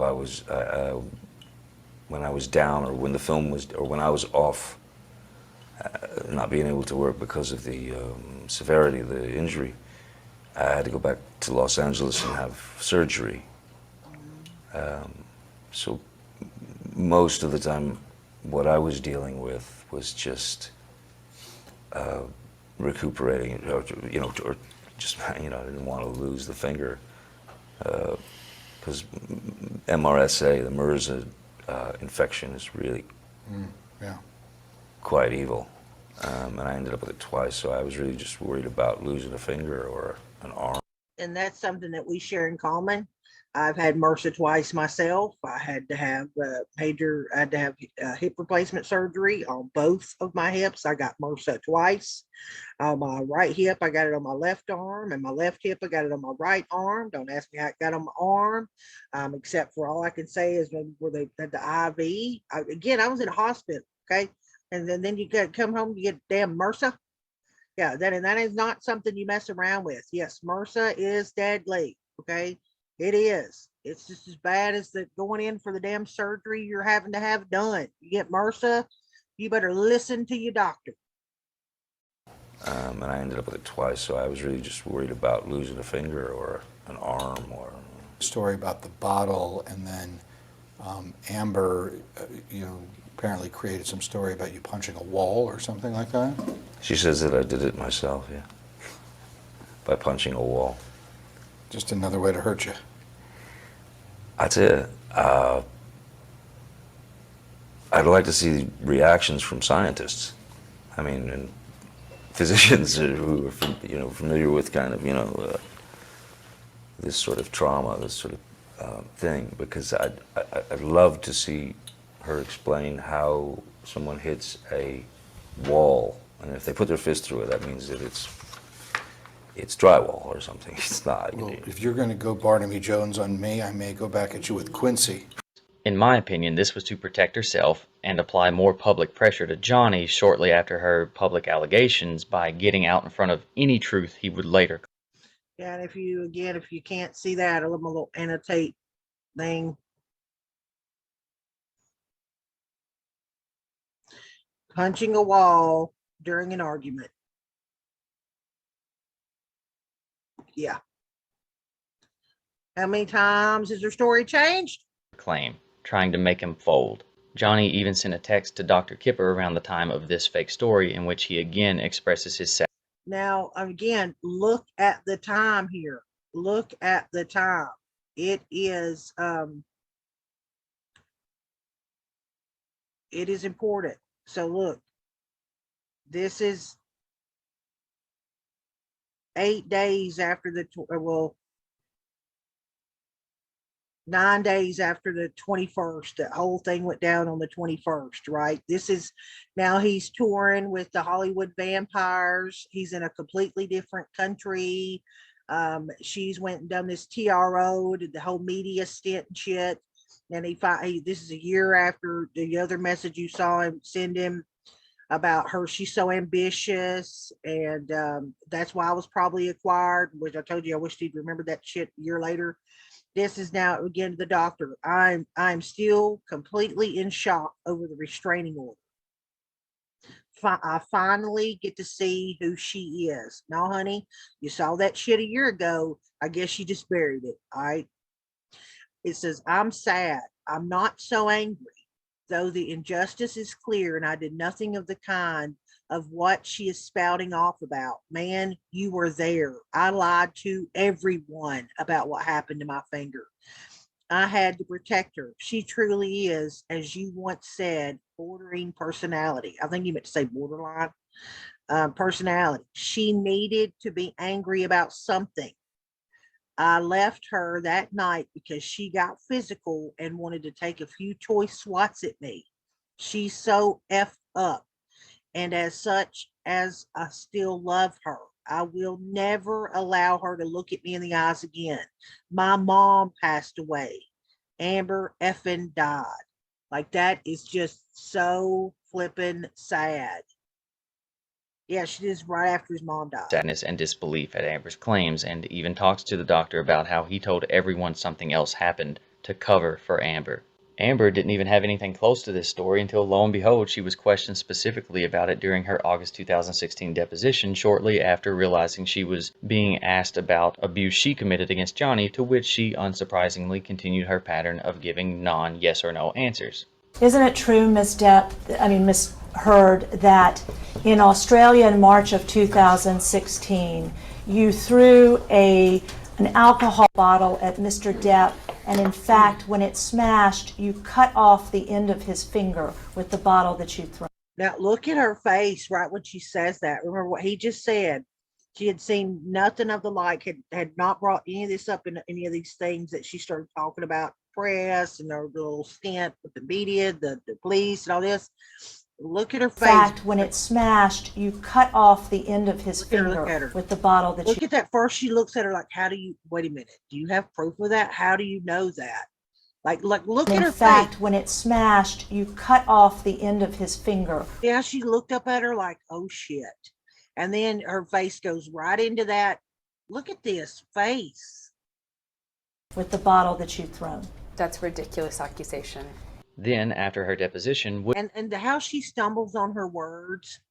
She didn't say that's a ridiculous accusation. She said that's ridiculous accusation. Like she's the bottle that you'd thrown. That's a ridiculous accusation. Then, after her deposition, wouldn't you know it, 2 days later, leaked a story to TMZ. Wouldn't you know it? 2 days later, this same place that got that video of him beating up on a couple cabinets and has watched her secretly recording him, and he grabbed the phone and flung it, and then she starts snickering at him. That same company, gossip website, they also got this story. And then how she denied that she's the one that gave TMZ that video.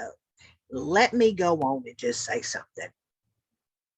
If you, on your cell phone, record something, and you're the only one that has a copy of it, and you're the one that made the video, and then somehow a damn gossip columnist or a website or an organization gets said video, how the F are you going to deny it didn't originate from yo ass? Huh? Isn't that curious how she was asked about this? And then all of a sudden, look, August the 13th, 2016. Then, after her deposition, August the 15th, 2016. 2 days later, it's just, makes it to TMZ. And then they obtain the gruesome photo of the finger, and look what finger they used, the one that Johnny used. We're told the incident went down in March of last year. Who are you told by? Who are you told? And look at this shit. Accidentally, he cut it off, then dipped it in the paint, broke Billy Bob, the actor in which Johnny accused Amber of cheating. This according to Amber and her people. This is according to Amber and her people. Who's her people? All the people living in her head. She related for Trish Paytas. You don't know who that is? Well, to check out my other videos. Okay, that's the Amber Heard version of YouTube celebrity, if that's what you want to call her. That tastes bad even me saying the words. TMZ has obtained this gruesome photo of Johnny's finger. Warning: extremely difficult to look at. It's an exhibit in her DV case against Johnny. It's an exhibit in her DV case, so that's funny. We're told the incident went down in March of last year, just a month after Amber and Johnny married. A month later, when he brought up he needed to post, um, I just drew a blank. Post-nuptial agreement. They were in a villa in Australia when a fierce argument erupted. According to Amber's version of events, Johnny, who was drunk and high on ecstasy, smashed several bottles and windows and also slammed a plastic phone against the wall unit. She claims a piece of one of the items cut off a portion of the middle finger on his right hand. A piece of one of those items. Piece of the bottle you flung at him. Wouldn't you know it, 2 days later leaked a story to TMZ with his evidence photo of the injury from the hospital she didn't even go to, with a story about an argument. Again, not saying he was physically abusive, but saying he smashed a bunch of things and a piece of one of those things must have cut his finger off. A panicked, rushed story, in my opinion, right after knowing he was willing to tell and prove the truth of what really happened. It shows who Amber was actually trying to protect. Herself. She'll tell you she was the one trying to protect Johnny. Then why tell everyone, including your friends, that Johnny did all these alleged terrible things while she claims she did nothing? Why, even though she would later admit to it herself, to punching, kicking, hitting, and throwing things, did she tell completely different stories to her? And I'm going to pause it here because I think it's a good place to see it as well. And when Johnny testified in court, I played a little snippet of that video when she was talking about the injury in her eye. Remember that little thing she had right here? Johnny said that was from her Botox, where she got Botox. If you go look up what people look like after they get Botox and the marks they have around their eyes when they get them up in their eye, look right here under her eye. That saggly, wrinkly shit right there. And then look at after she has Botox, all that shit's gone. But in the process of right after having it, it leaves marks where the needle goes. They get the injections under their eyes to get rid of that shit. Just thought that Friends curious. And so-called witnesses. Friends like Raquel Pennington, who gave a deposition in June 2016. She, at first, when asked about throwing things, has amnesia and claims to not remember Amber telling her that she had thrown things at Johnny, then flat out lies and says no. And then, of course, when asked about Australia, just says that Amber told her what happened because, of course, she did, but like always, appears to have conveniently left out any of her abusive actions when twisting the story to her friends. I've cut this portion of the deposition down to parts solely pertaining to Amber getting mad and throwing things, something we know she did because she admitted to it. But don't worry, there's a lot to pick apart in Raquel's deposition, and I plan to do that soon enough. Because, in my opinion, she's just as guilty in what I believe to be an elaborate hoax, and I'm not going to let that slide. Amber has spoken to you about hitting Johnny, correct? No. She's spoken to you about... And watch how these people will like do the yes thing, like the head up, down, and then say no. Or shake their head back and forth at the no thing. Amber's done this several times. Shake her back and forth like no, and then say yes. And then look, pay attention again. Look at the date here, June 16th of 2016. The one that Amber did that looks very similar, same back wall, same look, that was done in August, 2 months after this one was recorded of her. Throwing things, correct? Objection, this state's testimony. No. She's... And again, remember when she filed the TRO and divorce and all that shit was going on, March 21st, 22nd, 23rd, like that, those days were the days where all this shit was going down. Oh yeah, and James Franco got bussed up to the penthouse on the 22nd, but she was so devastated from the love of her life turning into some quote monster that she couldn't see his eyes anymore. But she said she sure could see James Franco's eyeballs when she hurled him right up to her penthouse with his overnight bag on his back. Spoken to you about throwing things, correct? Objection, this state's testimony. Has she spoken to you about throwing things? I don't remember. You don't remember? Correct. So you remember... God, it looks, ladies, I need y'all to help me. Y'all, I'm sorry, men, I don't mean to be rude, but they're oblivious, okay? Women, I need your help out here. Okay, knowing that this person it's a parent, okay? We're not stupid out here, but she is so measured in, okay, I've been told to say yes or no. If I don't know, I say I don't remember. Correct. Correct. And then how she sits back and head up, correct. I've watched body language videos. Sit up, point your head up with the positive confirm. What? So you remember some things, but you don't remember other things about abuse, correct? Objection, argument. Is that fair to say? Abuse is a broad term. You defined it for us, correct? Yes. Okay. Has Amber ever described to you her getting mad at Johnny in fights? Objection Yes. vague. Yes. You understood my question and you answered it, correct? Has she ever said that she got mad at Johnny? Yes. Yes. Has she ever communicated to you that she's yelled at Johnny?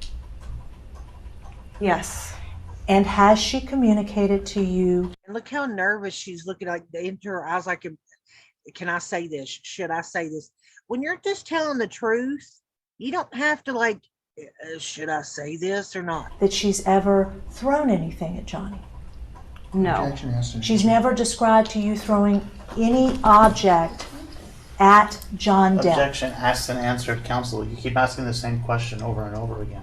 I She just want to gives be you an answer. clear. We were very clear. And You I asked want to the remind question. the witness that she's under oath. Counsel, you asked the You question. guys, wait, stop. I need you to talk one at a time. Or I'm gonna have to stop. Did she ever describe to you having a fight with Johnny in Australia? Yes. Did she ever describe to you about what she did in that fight in Australia? She described the entire scenario. Did she ever tell you that she had? That's another interesting thing. Raquel Pennington has just said in her deposition that Amber Heard described to her what happened in Australia.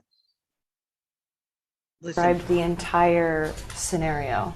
She described the entire scenario, and now we're listening to Amber Heard on the stand say that she only remembers the flashes of what happened in Australia. Sorry, it's only the bits and pieces, but her friend here is testifying that she's described the entire scenario. So which fucking is it? She described the entire scenario. Did she ever tell you that she had thrown anything at Johnny? No. Did she ever tell you that she had cut Johnny? No. She didn't tell you that? No. Notice when asked if she was told Amber cut Johnny in Australia, she almost looks taken aback by it. A face that says, wait, you're telling me she did that to him? Raquel would set for the second half of her deposition on July 14th, nearly 1 month after being questioned about this in June. So, of course, after what I believe was time to inform Amber what she was questioned about, she came back with a few more details. One of those being she claimed Johnny told her that he cut his finger off on a piece of glass. Now it's broken glass. Now look, question. Were you aware any other time that Johnny had been injured? Answer, general in life? Question, because of a fight with Amber? No. You're not aware of that. Well, I actually am aware of an injury that he caused on himself during the fight. Yeah. Because you saw that? No. How are you aware of an injury he caused himself because of a fight? Because he told me about it. What did he tell you? He said, I cut my finger off on a broken piece of glass. Interesting. Now we're going to come back and say this shit a month later, huh? For starters, I don't know if I'm even buying Johnny told her anything, and honestly believe this little bit of information was just something Amber instructed her to say to protect Amber, of course. As I'll show you in upcoming videos, Raquel was instructed before she went to her deposition what to talk about, what not to talk about, and what she shouldn't bring with her, like her cell phone. That's right. Someone told her to not bring her cell phone to her deposition so that Johnny's lawyers couldn't see text exchanges that she had with Amber about very important moments surrounding their accusations. Think about that shit. How many places do you go without your cell phone? Think about that. Yeah, she showed up there and left her cell phone behind. That sounds like somebody cared nothing but about the truth. That sounds like somebody that's going to be honest in what they tell you. That doesn't sound like somebody trying to hide something, does it? Now, it doesn't surprise me at all that Raquel would possibly lie in this situation. There are a ton of them and other deceptive tactics throughout. And don't forget, Johnny Depp turned over, and apparently, well, whatever I don't know about this story, what people want to say about this, but he turned over all of his information, his 10 years worth of text and stuff.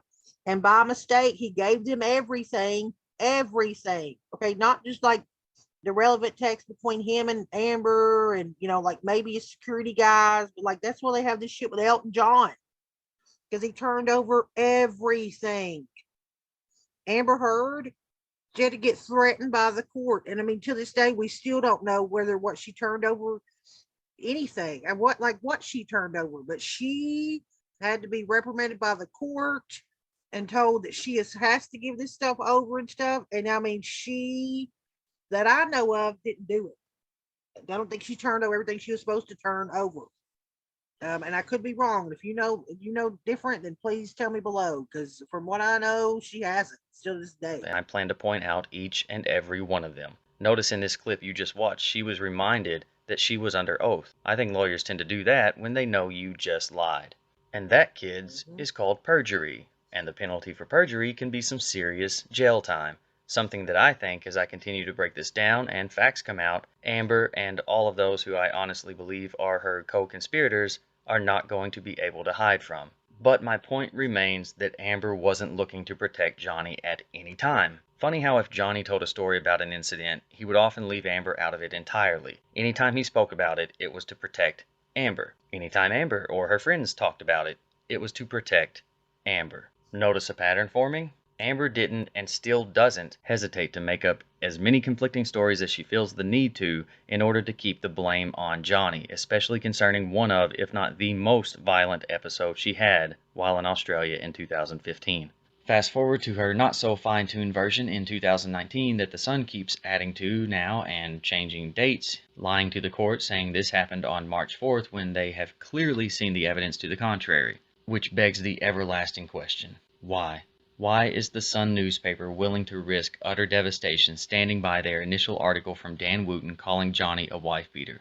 Why are they willing to recklessly lie so blatantly in court, making up dates and new allegations all to protect someone who, just over the past few months, has been repeatedly exposed as a liar and an abuser of multiple people? Why aid in something that people can see as a hoax? Why keep pretending when the evidence and the truth are clearly not on her side? Why does the Sun continue to be?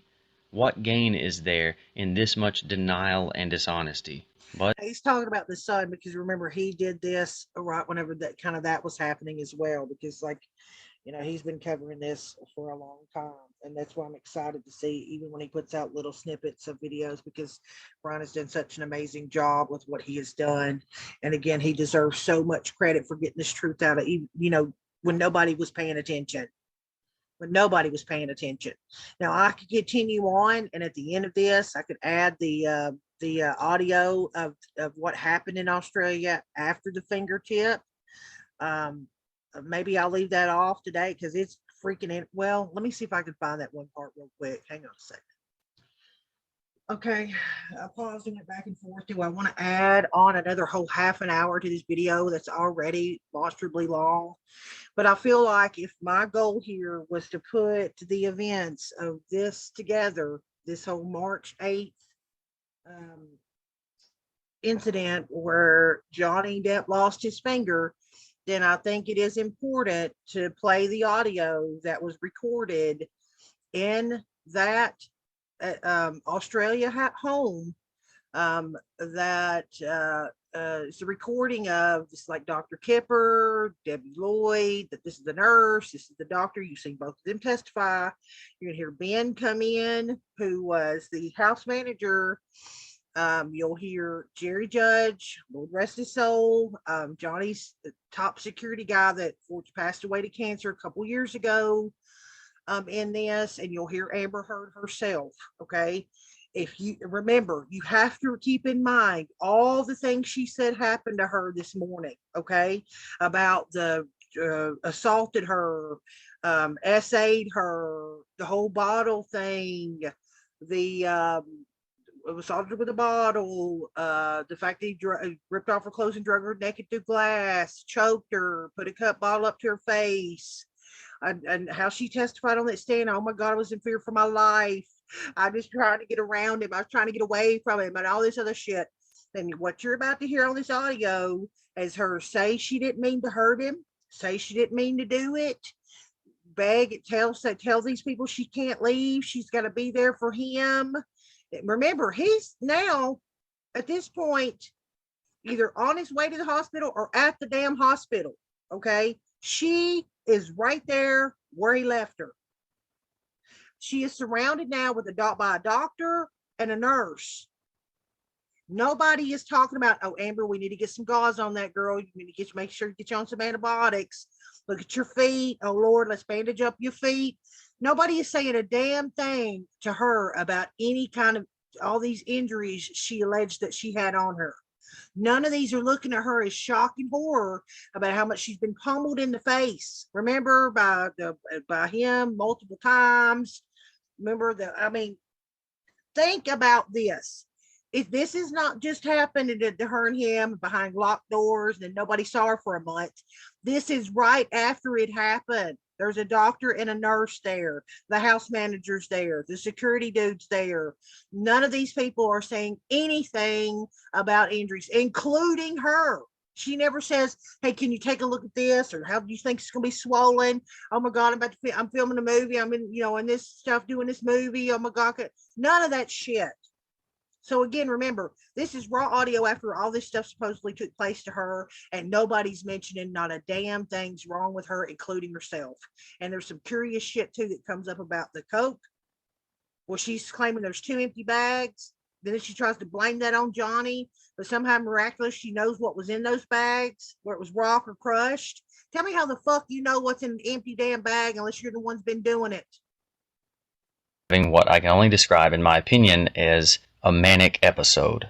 And now I'm going to go ahead and apologize because the freaking audio is back and forth. It's recorded on her cell phone. It's shoddy as shit. Sometimes you got to boost the audio to hear it. Sometimes it's blaring through your nose. Listen, ain't nothing I can do about it. But if y'all want to hear it, ain't nothing I can do about it. Note that during the entire audio, not only does Amber not speak as someone who just moments earlier had been physically and sexually assaulted, but these medical professionals, along with everyone else present that you'll hear, are not even acknowledging any existence of the horrifying physical injuries Amber now claims she received. And let me make it very clear. Dr. Kipper and Debbie Lloyd are members of Amber's official medical team as well. I think she doesn't want you to know she was receiving treatment for her own addictions and psychological patterns and tendencies. In fact, their goal seems to be to calm her from her episode with Seroquel, an antipsychotic which Amber took regularly. Ben King. Ben was the estate manager for the couple's rented home while in Australia. He also flew home with Amber to drop her off with her friends and make sure she didn't kick off again. Jerry Judge. Jerry Judge, who has since passed on, may he rest in peace, can be heard in the majority of the audio. He was Johnny's head of security at the time, and it is very clear that he, at this point, was already familiar with Amber's tactics of manipulation. You'll hear him talking to others in person and on phone calls with various members of Johnny's team. There are interactions with Amber in which she appears to be scrambling to tell a story about what happened, a story that has continued to evolve to this day and, at the time, included nothing of physical or sexual abuse. I'll offer some closing comments at the end. I would really appreciate it if you stick around and didn't just take the audio without understanding the information surrounding it. So here goes.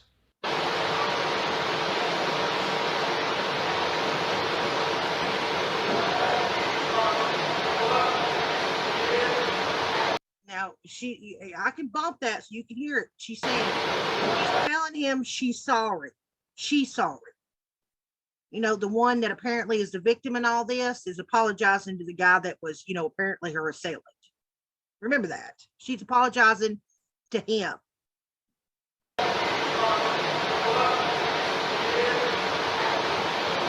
I didn't mean to. I cannot reiterate this enough. You're the victim, apparently, supposedly, and you didn't mean to. And he's got his fingertip cut off. What did you mean to do?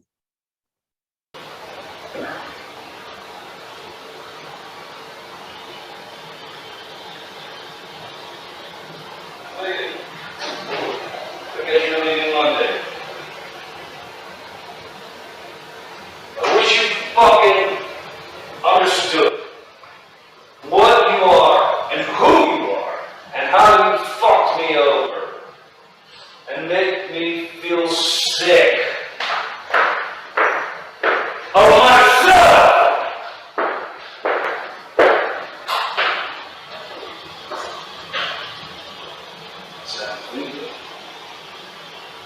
Where are you now? That's just someone.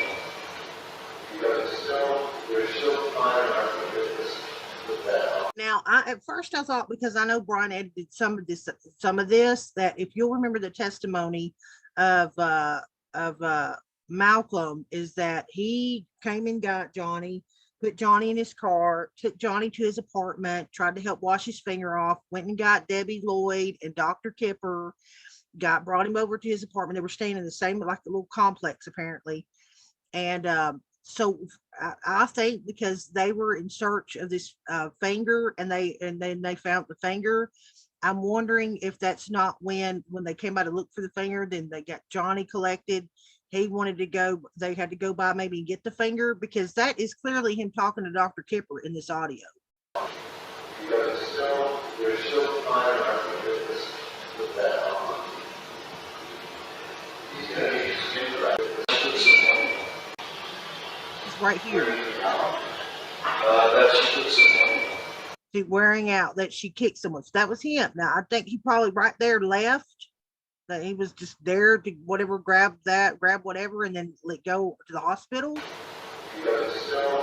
Because right here he says there's still time. There's still time enough to get this put back on. So they found the finger. See, then he says he's gonna need a skin graft. If he was standing right there, he would say you are. Otherwise, he's gonna need a skin graft. See what I mean? So now he's gone. Just so y'all don't get lost.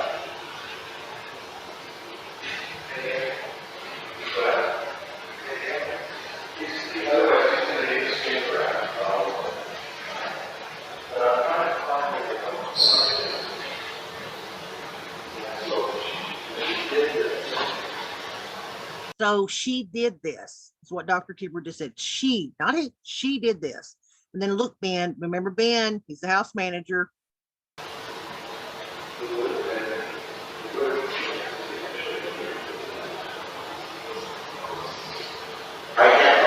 If there was some audio person out there that could bump that, because he says something after she, but I could tell because of the ...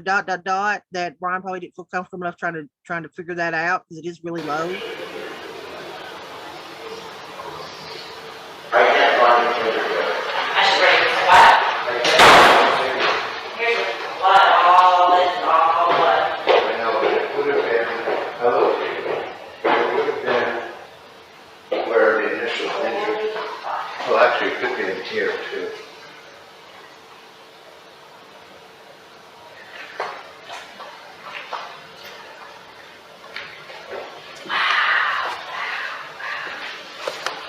So, I just, so you know, tell her.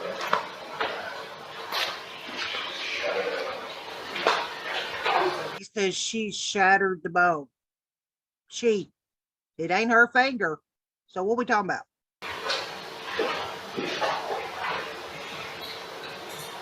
The person who shattered the bone for him?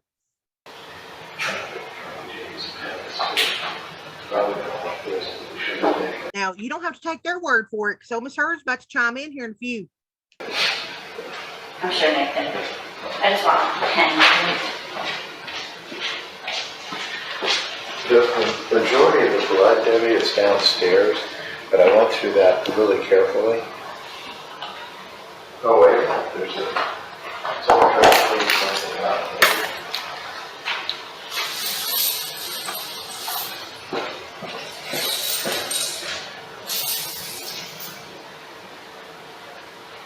You know, I'm really concerned because he's got a lot of pain. A lot of pain? Pain. He's got a lot of pain also. You saw it. No. But it's a very important thing to get infected.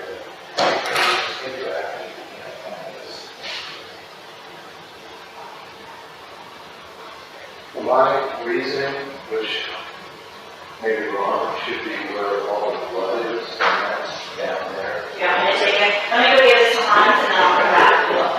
Yeah. I looked at it really carefully. Dad's down there. He couldn't see it either. Okay. Didn't find it. Oh. All right, Jerry. Don't get in the trash in the entrance. What? It's not in the trash in the entrance. How does she know? My advice, Emma's going to take care of herself. We're going to take care of him. They can't be together now since the Robinson come back. So, however, And she's right there.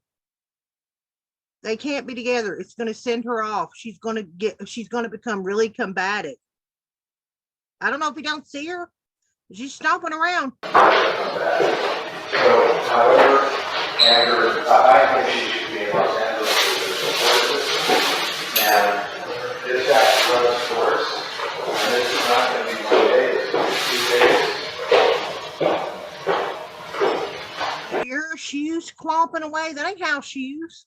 That ain't barefoot. Remember, this has just happened. Remember, she's naked. Remember? If your feet are fucking bleeding because you've been drugged off a glass, okay, like some weird voodoo fucking ritual, then how the hell are you clomping around in motherfucking shoes? I feel like somebody needs to fly with her.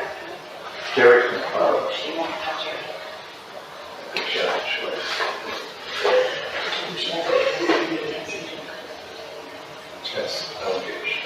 See, I wish so that they're talking about Jerry Judge, and they're talking about how he'll fly with her, he'll go back with her, and Debbie Lloyd says, well, she won't have Jerry, and the doctor's like, see, she's like, I think somebody needs to fly with her. Jerry can fly with her. He won't have Jerry.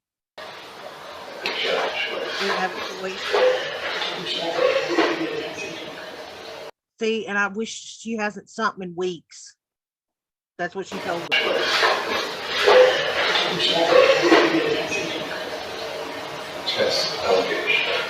She hadn't something, I don't know, in weeks, and it's got to be about, I think about Jerry or something, because he says, I don't give a shit.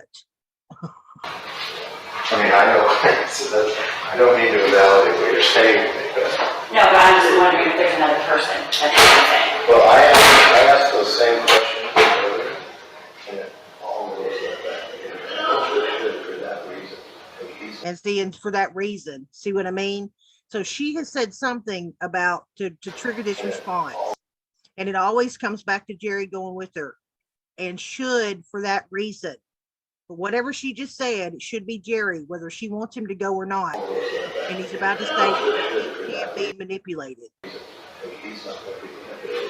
See, he's not going to be manipulated. So whatever Debbie Lloyd said about something in weeks, and him saying he doesn't give a shit, and it needs to be Jerry, because he's not going to be manipulated because he's a strong guy. So, like, you know.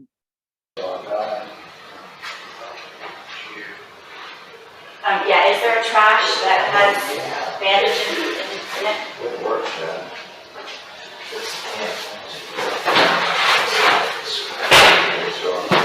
I thought that might be where he found the finger, because Dr. He was like, oh, yeah, good work, Ben.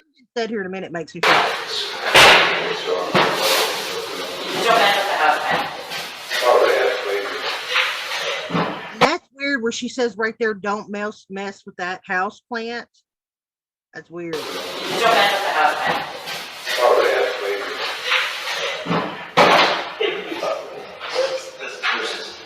What just be Yes. Which I feel like one of the first things we can't. I think his Dr. Cooper just said, is he gone, by the way? And she said, yes. So, Yes. Which I feel like one of the first things we can't. When I was getting Now, look through this. I looked through it once. I didn't see anything that looked like that's why I don't think that whenever he said, good job, Ben, is when he's talking about the finger, because he said, I looked through it once and I didn't see anything that looked like flesh.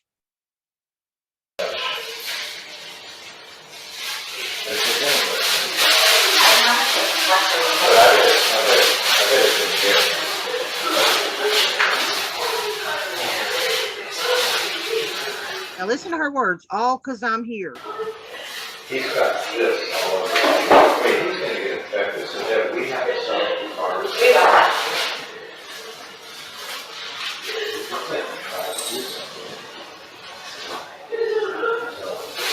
She said, is it hurt? Is it hurt? Is it hurt?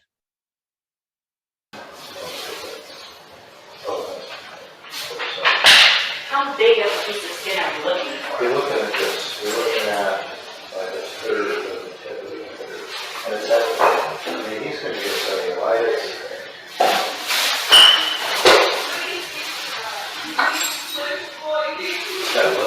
Now, this shit, Johnny thinks it's my fault. What do I do? What do you mean thinks it's your fault? I mean, you flung a bottle at him that landed on his finger, cut his finger off.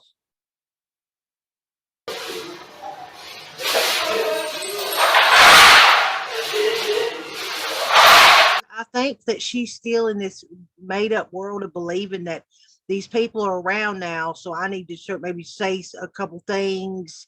You know, he thinks it's my fault, but she cannot keep up the lies because she can't. Maybe she should have something.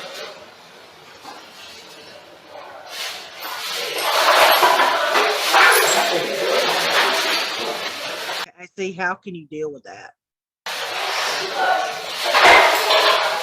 I love him. I never meant to hurt him. Remember, this is the person that's. Oh, I'm do it again.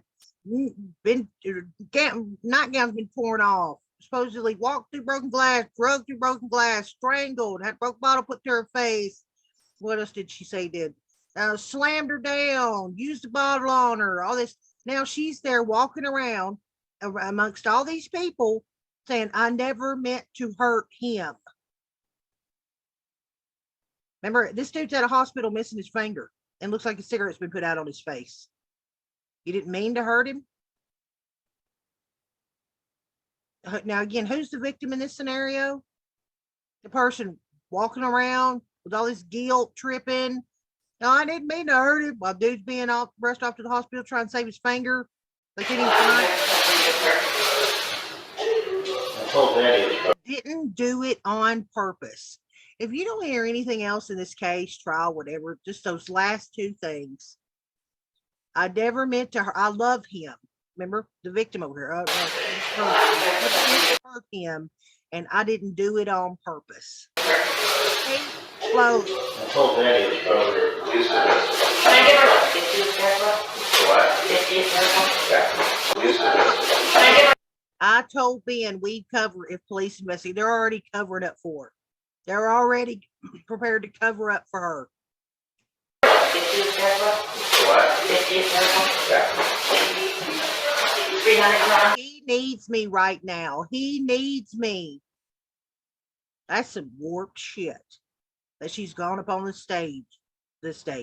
That might as well be the stand, and doing this whole theatrical shit about what a tragic day this was, about how she was so physically violated, and now she's saying he needs her. Again, this is right after it happened. That day. Yeah. She only usually takes 25. Are you okay with 50? Oh, the Seroquel? Yeah. I'd be okay with 100, but give her 50. What's in the bath? I'm going to the bathroom. What's in the bathroom?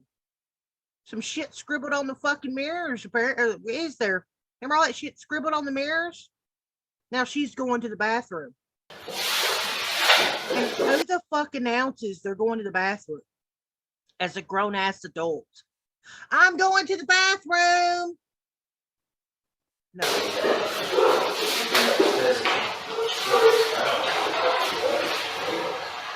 Incessantly apologizing.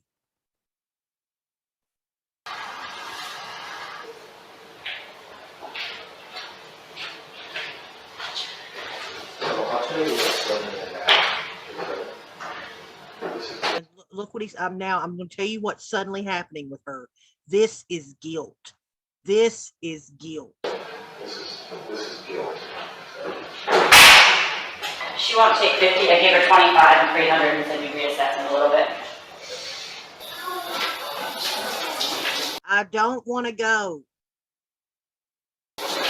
And this person that's been, my Lord, drug through hell and back, she don't want to leave.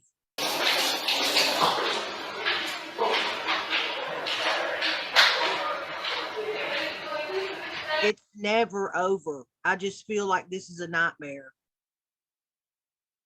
to her own undoing.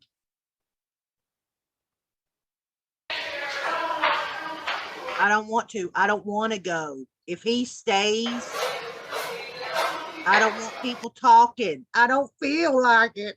I don't want people talking. I don't feel like it. What do you mean you don't feel like people talking? Why would you be worried about people talking if you're the victim?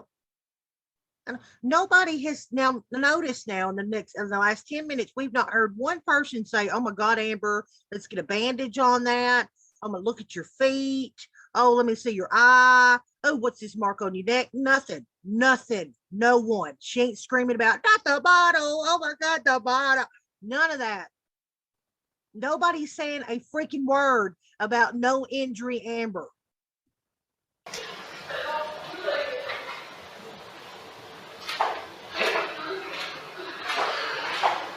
I can't lose him. Why the fuck do you think she might be worried about losing him?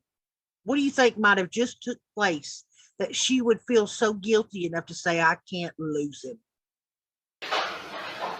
And if they don't fuck, I'm going to play this shit.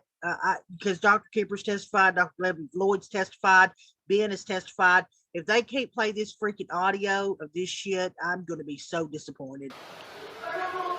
I don't want to leave. I don't know. I don't want to leave him. No, I'm sorry. Let me correct that. I don't want to leave.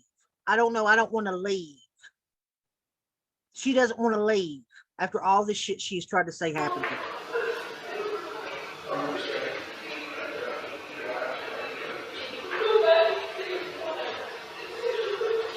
Go back and say what? Ben's getting up as we speak. I'm saying, David's still got a bloody fucking job, so you know what's going on. She can't work against me. She can't trust me. Now listen what Jerry, God rest his soul. This man has died. He can't get up on no stand. He was there that day. So this is what we have for Jerry. This is what all we have with Jerry. So you know what's going on. She can't work against me. This is stuff that he said before he passed. He said she made it look personal. She called Christy, Johnny Depp's sister. Amber Heard called his sister.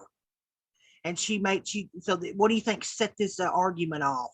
She can't trust me. Because when I told Christy, Because he told his sister that she had called him a fat old man. Okay, I'm going to shut up for the most part now and just let it go.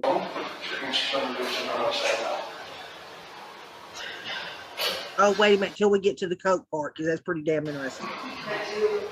Look, did I do this to the whole floor? What do you mean? Oh.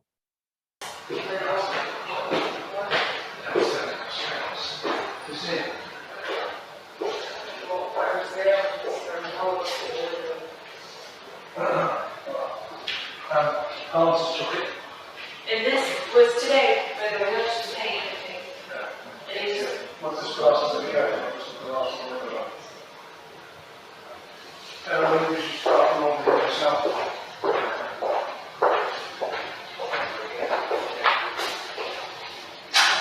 She tried to do there something about the paint.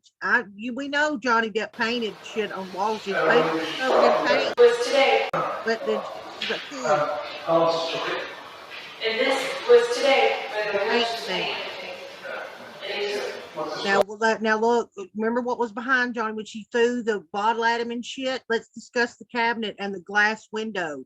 Remember, it was behind the bar when she threw that damn bottle where he was standing. Then she tried to flip the story and say that's where she was standing. So when Jerry Judge brings up, let's discuss the cabinet and the glass window, which is where she was bombarding, throwing shit at him. What's she have to say about that? Not a fucking word, if you were wondering.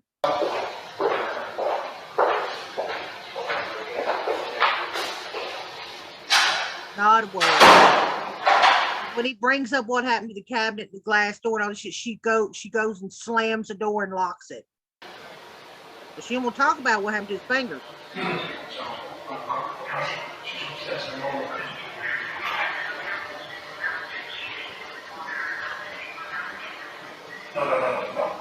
Now he's on the phone with Christy, Johnny Depp's sister.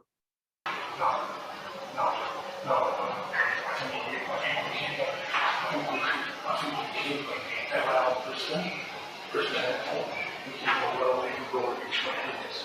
I don't understand though. He's in Malcolm's room. He is asleep. It's a street recollection, so he's good. See, this is where Malcolm had said he remember he was at his apartment. So now, okay, so that makes sense now that he's at Malcolm's, where Malcolm said he took him. He come and picked him up, took him back to Malcolm's, and he's rested there. They didn't take Johnny Depp to the hospital until like 4 hours after this shit happened. And tried to get, to assess her finger and stuff. They were trying to figure out what to do because they're used to covering for her ass. So he's at Malcolm's, he's asleep, he's sleeping like a baby. So Malcolm's communicating with Jerry. Remember Malcolm worked for Jerry until Jerry passed. So he's going to update his boss, and that's this guy. He is asleep. It's a street recollection, so he's good.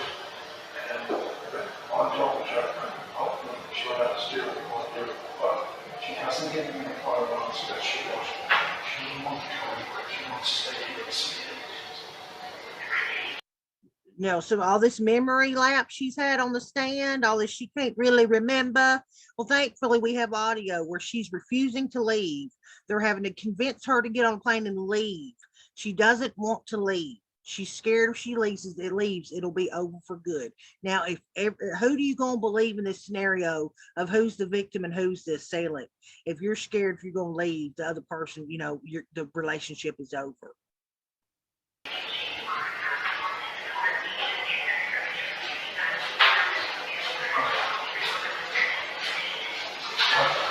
Well, Ben's saying she's just happy. He's happy to go with her. But so, although she's talking to me and she keeps crying, she keeps holding my hand, she's made it quite clear to me. She said, I thought I trusted you, but I don't, because you told Christy and I caught you on your fat armor. I suggest I did. Now I said,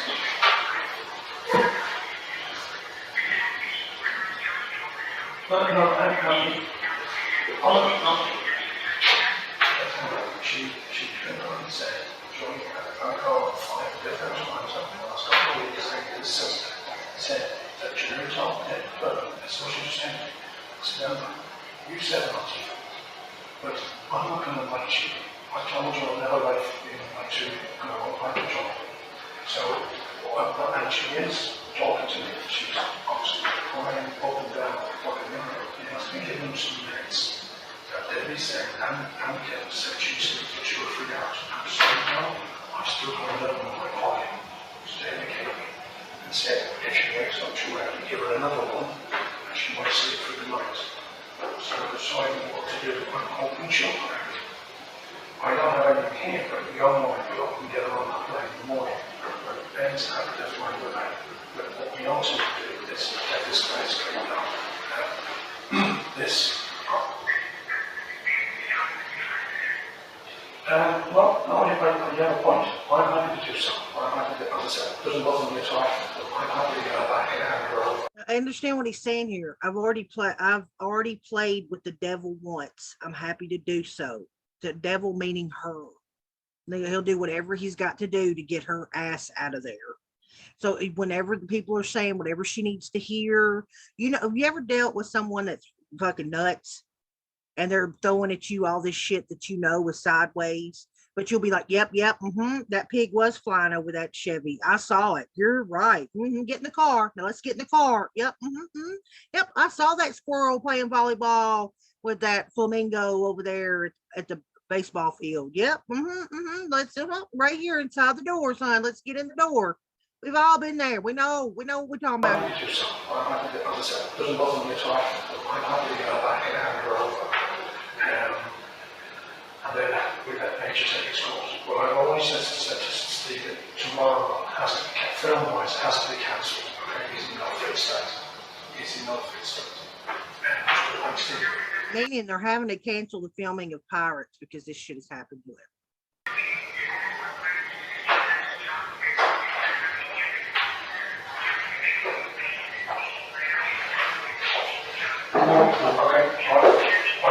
And again, what nobody's talking about is that how she ruined his career after the op-ed and she tried to damage it with the TRO. She was trying to ruin this man's career way before they ever got divorced.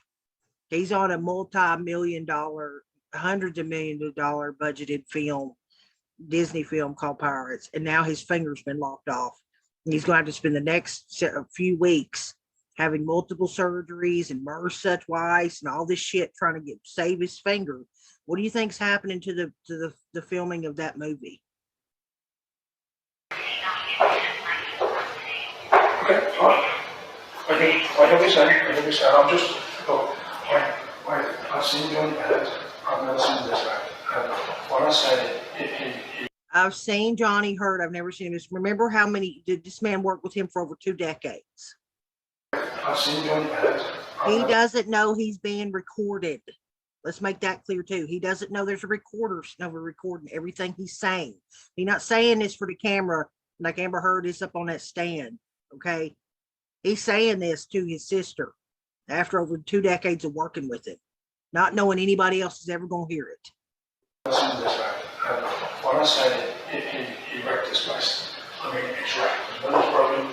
There is TV. I think she did it. Now listen to how he lowers his voice. Listen how loud he says, "Oh, he's wrecked this place." He lowers his voice. There's no problem. There is TV. I think she did it. See, I know she did it. When he lowers his voice right there and says it, he's trying to get her out of There's there. no problem. There is TV. I think she did it. Does it come from? It missed. There's been bombs from. She admits to me. She threw a bottle on me. She did first. She admits to me she threw a bottle at him, knocked down on the ground and busted it in a fit of Casablanca on the floor. She threw it at him. She admits to me that. And I said, she also said to me, she says, actually, it's really beautiful. She admits to me that. And I said, He wants a settlement. she also said to me, she says, actually, it's really beautiful things. See, he wanted a post-nup. And she says, I disagreed and refused to do it in my temper. And he was shouting at her and screaming at her, huh? He was shouting and screaming, huh? Huh? We've heard that in the audio. Who's the shouter and the screamer? Right there, Jerry Judge is saying that she admits to me, I said, or he wanted a settlement. And he says, I disagreed and refused to do it. Remember what his story's always been? He tried to bring a post-nup. She got mad. Then this shit came out. In my temper, he was shouting out, screaming out. That's scratches on her left arm. Remember the scratches on her left arm? Which Debbie Lloyd's the nurse. Debbie told me about. I've looked at it, and I've seen those scratches before with other people. And it's all on just self-inflicted. I'm convinced about it. Self-inflicted. At the moment, I'll do a deal with the devil. What does that mean to you? I'll do a deal with the devil and calm this lady down. He'll tell her whatever she wants to hear to get her the fuck out of there. That's what that means. Calm this lady down because we'll be sending the car to kill her. To turn around and go legal on this to get this whole thing calmed down. You know, I've been hurt this, I've been hurt that, he's done this, I can understand why.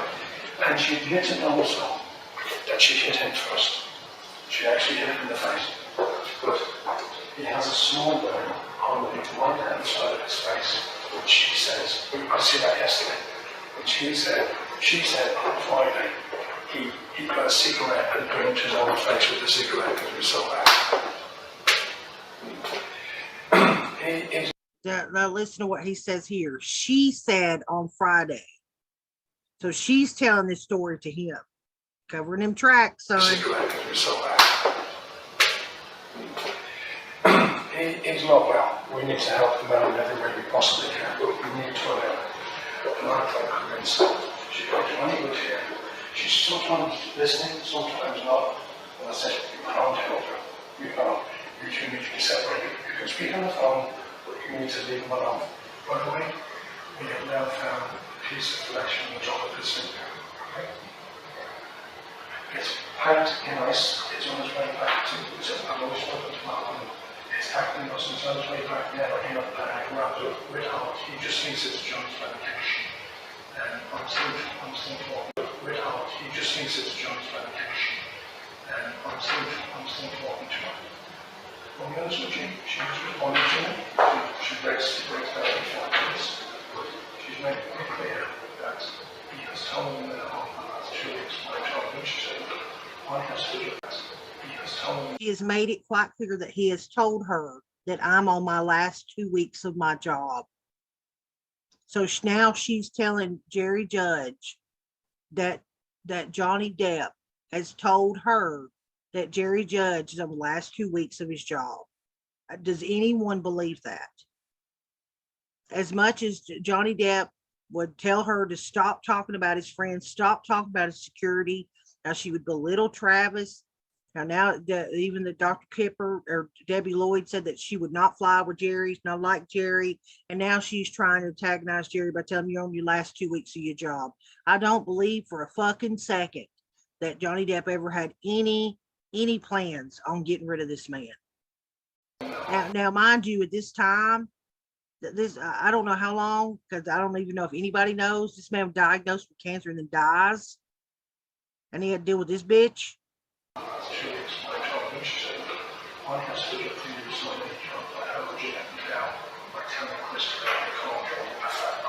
Stood up for Jerry Judge so many times. Horse shit.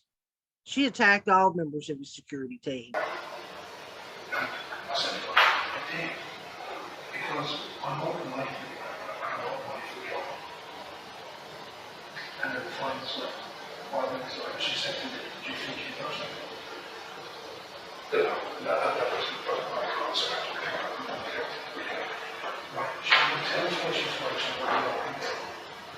I'm just, she going, right? And I said to you, go, because she said, no, that's the idea, I'm not going to it has to be someone strong in case she kicks off. So we are leaving here to go and stay in a hotel. I remember trying to coordinate this shit because Ben said the sweet little English guy, that's been on the stand now, and then Christy's sister's like, can ask, it could be Malcolm, remember the Scottish guy, or Jerry here, be the one to go with her. It has to be someone stronger in case she kicks off. Wait a minute, you think about what they mean stronger in case she kicks off. She starts flailing around and throwing shit, trying to hurt people. Does she need that kind of person with her? We are leaving here to go and stay in a hotel. I've got a house coming right just in case. And I'll see what Malcolm wants to do. I'll see what Malcolm wants to do. Because Malcolm has said to me, Eddie, it's not said. I'm not, it's not, hold on, so if he wants to fly home back to England, I'll send it. If not, I'm going to go to LA to get out of here. But it's all hidden this. It's all like, and one minute she agrees, no, I'm not going to stay back. I'm going to try to get her hit to go pack up. So she never hit tonight to go back. That's it. When I tell you, I'm not going to do this now. It's $75,000 for the wages. There's blood everywhere. And I'll give you a grand dollar. For instance, here's at least 2 of them are covered in blood stacks and we'll get it off. Now, there's 3 sets here. At least 2 of them are covered in blood. Set that means like the couch and all this other shit. Notice nobody said anything about them been set afire. Remember, she tried to burn shit. Nobody's talking about. Remember all the pictures we saw that Ben took? There was no pictures of couch that tried to be lit on fire like she claimed. Had blood on them. Who was bleeding? Johnny Depp.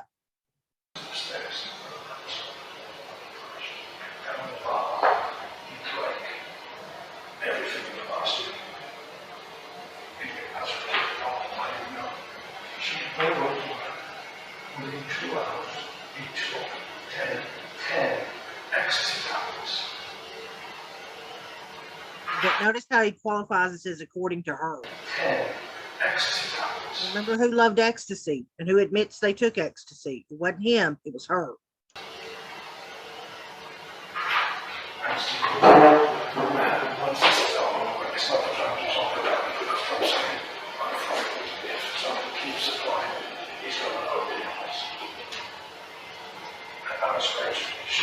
She's out on top of that, picking it up. He drank vodka. He started drinking vodka in her back because she said he didn't want me to smell it. When I turned around and told him he was drinking, could he calm down? He then started drinking vodka. And then he picked up one of the bottles and Now imagine you still have all your faculties. And it's like, when I came down to help him, he was drinking. He calmed down. He did stop drinking for Kipper. So the doctor comes in and he stops drinking. He's still in the state of mind to be like, oh my God, okay, this is my recovery, dude. Okay, bottle down. And then he picked up one of the bottles and threw it through the window.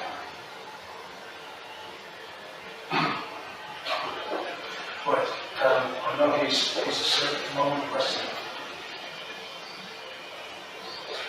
But hang on a second, my doctor's just going to hold on and say, she did it. Why he did it? Right now, the bottles are empty.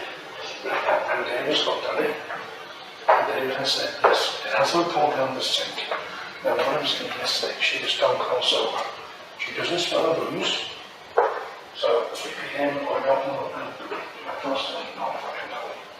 If you begin now, and this is the way she's talking to me, everything is out. It's completely transparent. And all she wants to do, and all she needs to do is love. And Stephen, I'll believe her everything. Listen to what he's saying. I'll give her anything to get her the F out of here. And look, he just started in saying that she's trying to make all this Johnny's fault. And if you'll remember in the beginning of this recording, he said she admitted that she hit him in the face. She admitted that she threw the first bottle. That's what she's admitted to. She threw the first bottle at him. She hit him in the face. But now he's saying she's trying to blame Johnny. Everything's Johnny's fault. Sound familiar?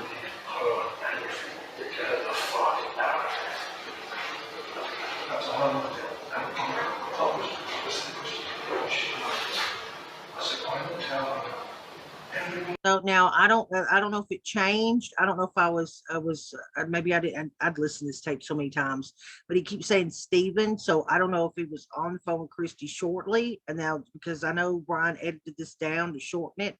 Now he's on the phone with Stephen, but like I don't. He's saying Stephen. So there's that.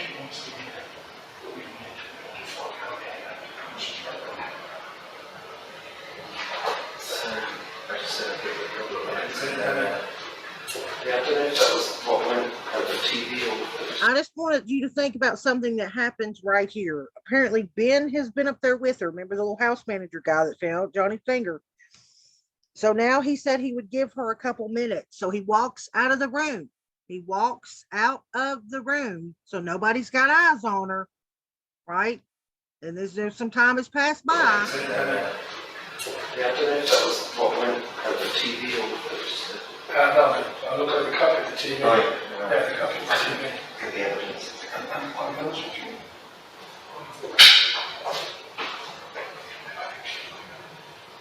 You do? I don't know why I think she was here. Well, he just it's why I think she was here. And I think she did it because he's already sitting over there. I mean, look how low he's lowered his voice because they're so worried about triggering her. It's why I think she was here, and I think she did it because he was already sitting over there. Because he's always sitting over there. Doesn't make any fucking difference, does it, really? No. I thought I'd give him a couple of minutes and have them finish packing. I need to know what hotel I need to look for. She up for it. Yeah. Well, let me know because I'm going to Christy and John. I mean, I just said again. That's what I was going to do. It's not sure we need. She's getting away out. Yeah, that's not.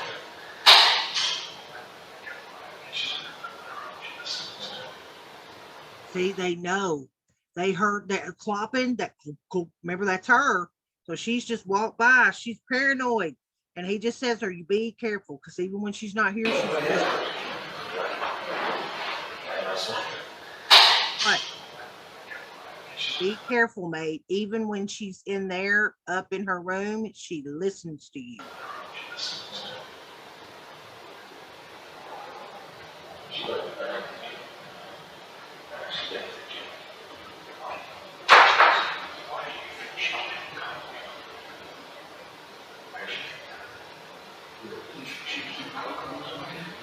screen a little bit. You know I've got it. This is all I need. And until we house it, you don't want it to make it clean. Something we put it in, like I'm making something walk out of the anyway. It's putting me in the name trying to lose his job. What happened?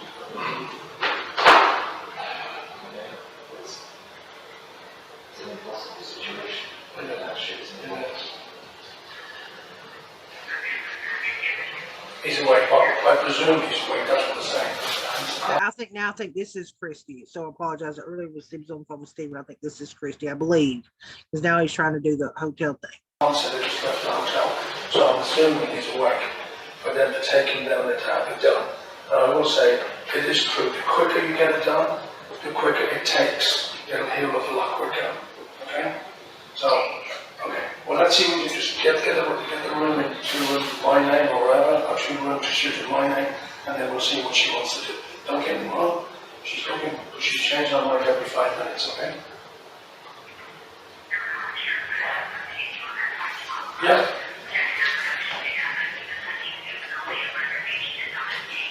I understand. Okay.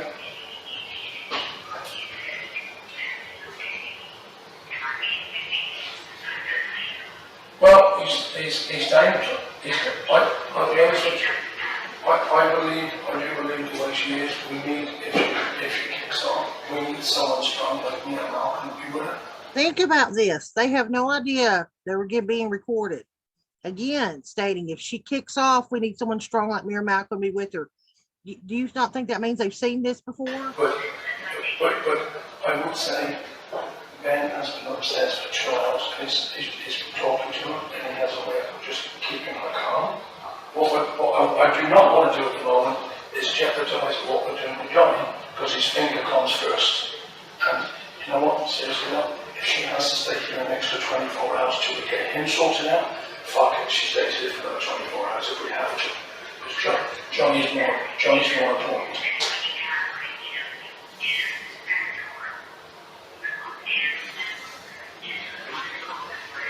Yeah. I'll be honest with you, the way she's talking, she's breaking down and crying, but at the same time, she's packing a bag, so she knows what she's doing.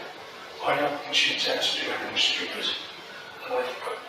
She keeps saying, I don't want to leave him, and we'll say, look, he needs some time on his own. Remember, I don't want to lose him. I don't want to leave him. Miss Naked Glass Drag over here. I don't want to leave him, and we'll say, look, he needs some time on his own. And then when he's on his own, we'll remind him, and then you two can talk on the phone, and then you can come back. But no matter what happens, she needs to leave Australia to get the fuck out of here. She really does. And that's Kitty's idea about it. She said she's doing at least a bottle of vodka, a bottle of tequila. At one point, she reckoned that she wanted to do 10 exercises.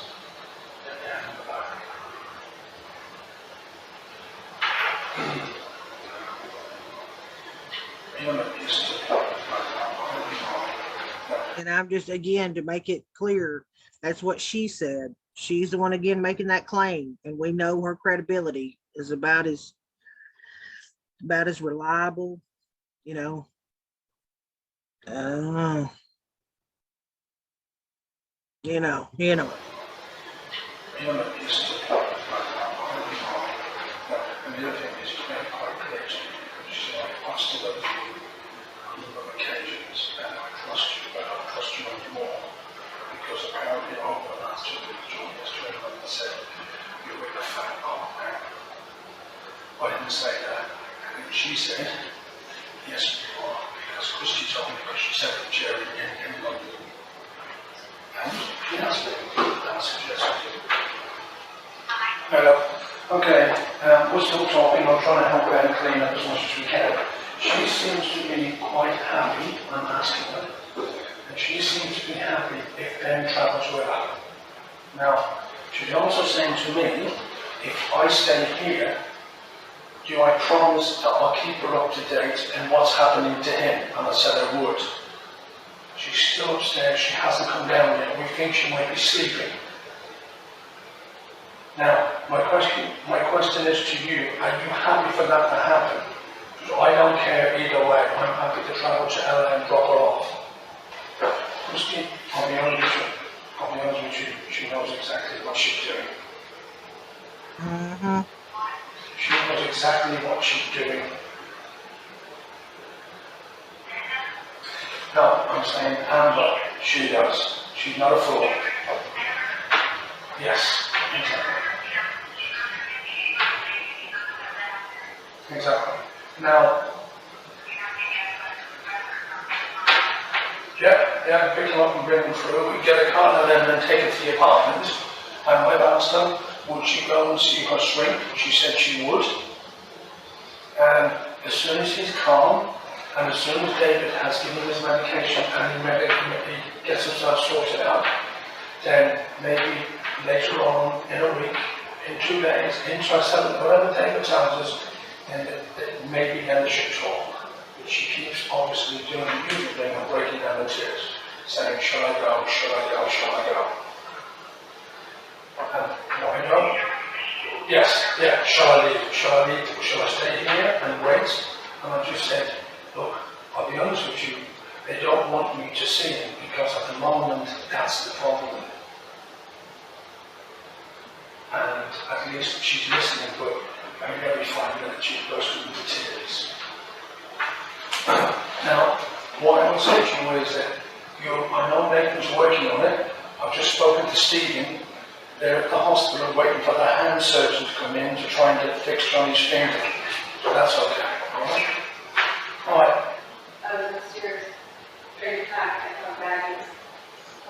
Now, look, now, fast forward. I was upstairs ready to pack. I thought Ben had been up there helping her pack. Remember? I don't know how much motherfucking shit this woman's taking with her, but she's getting on an airplane. She can't take the dresser.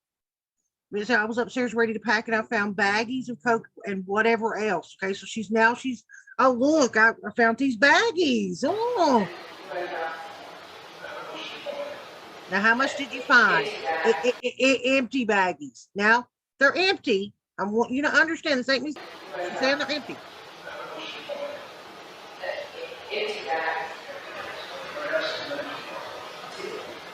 Now, she's found 2 empty bags.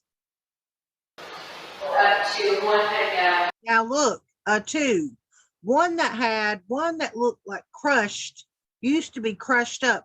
If they're empty, how the fuck do you know what was in them unless you were the one doing it? Dramatic pause. And my little dog snoring, if you can hear him. I'm sorry. But she's found 2 empty bags.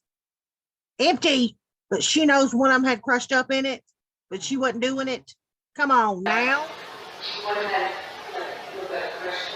It used to be crushed up. The other one was okay. Now we had all this Coke laying around. How much you find? Oh, 2 empty bags. Well, this must be where the jar comes in. He said you never mentioned Coke. Look, let me explain it to you. Coke, he's hiding it from me. He's hiding it from her, but she knew where to go find the empty bags, and she knew what was in the empty bag. Empty bag. Imagine an empty bag. You could tell, like maybe, with the white around, I don't know how they were, a little dust or whatever around the edges of the bag or whatever. But she knows that in this empty bag, it was crushed up stuff. But she never saw them, but she knew what was in them.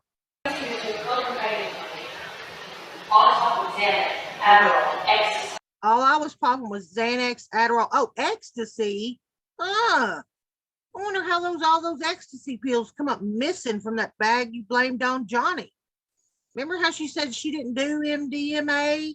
No, I don't do MDMA. I'd get mad at him for doing it.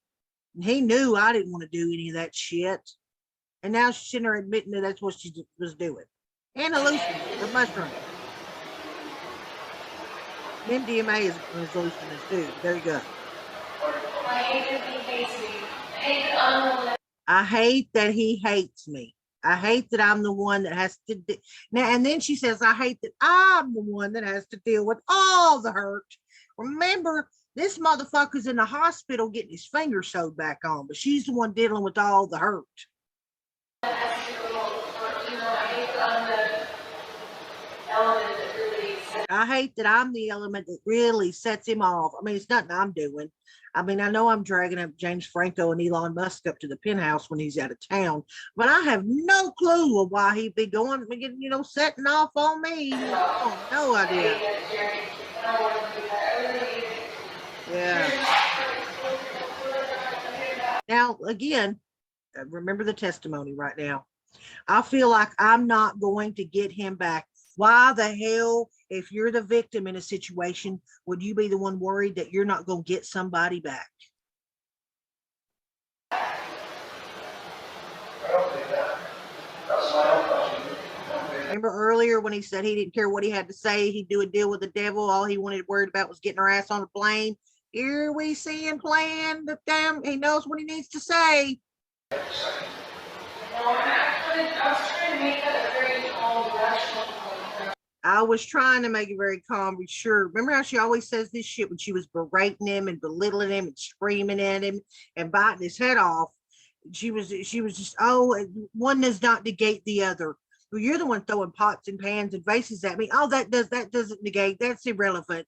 That's irrelevant to this conversation about, us trying to have a conversation. You leave during fights that I, go break bad on your ass and try and fling shit at your head and shit. Oh, why are you running, wussy? I was trying to make it a very rational point, and it's hard. Yeah, okay. It's hard to tell something. It's hard to tell sometimes. Before he goes off to get it. And I was trying to talk to him. She's going to say it again. I was trying to talk to him rationally and stuff. If you're trying to again drive home the point that you are rational, it makes you sound like you're again trying to sell something to somebody instead of just telling them what happened. And then of course, it's fight. These people have been around her. He is talking about this shit behind her back about him going or Malcolm going in case she kicks off. Johnny Depp ain't gonna be nowhere around on a damn plane or flying back to damn LA. They're talking about worrying about sending a strong enough man for own security they can deal with her crazy ass. And then of course it just came off. Before we can even process, we're in the same awkward position. Again, anybody talk about her cuts on her arms and her legs and her face and her bleeding ass feet and her, apparently she found some clothes. Does this sound like somebody that will just essay and beat the shit out of? Does she sound like that to you?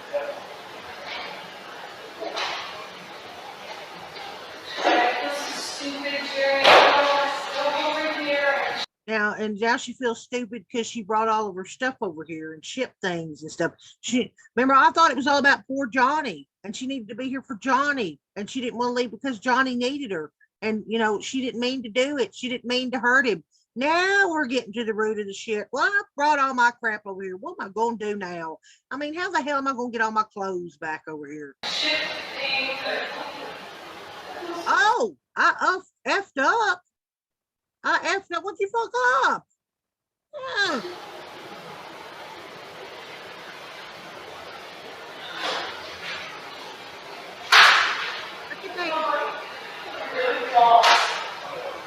No, you're really lost.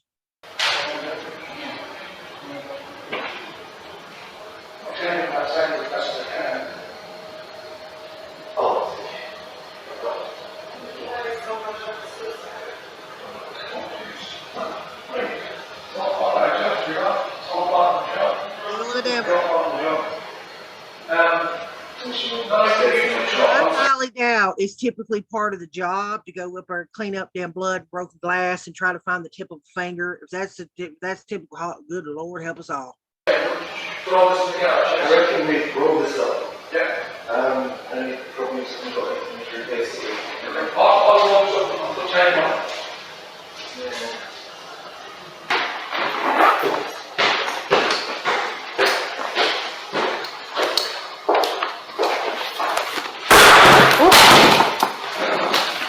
I want all of you to think about that right there.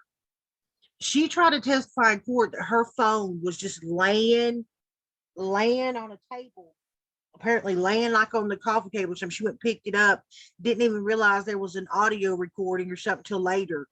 And then listen to the sounds. It sounds like tape ripping off. Like she had this some bitch tape somewhere. And then it falls. She's trying to like take it off or whatever. And she goes, oops. Jerry? Since we don't have the hotel yet, So there you have it. I hope you have a better understanding of what actually happened.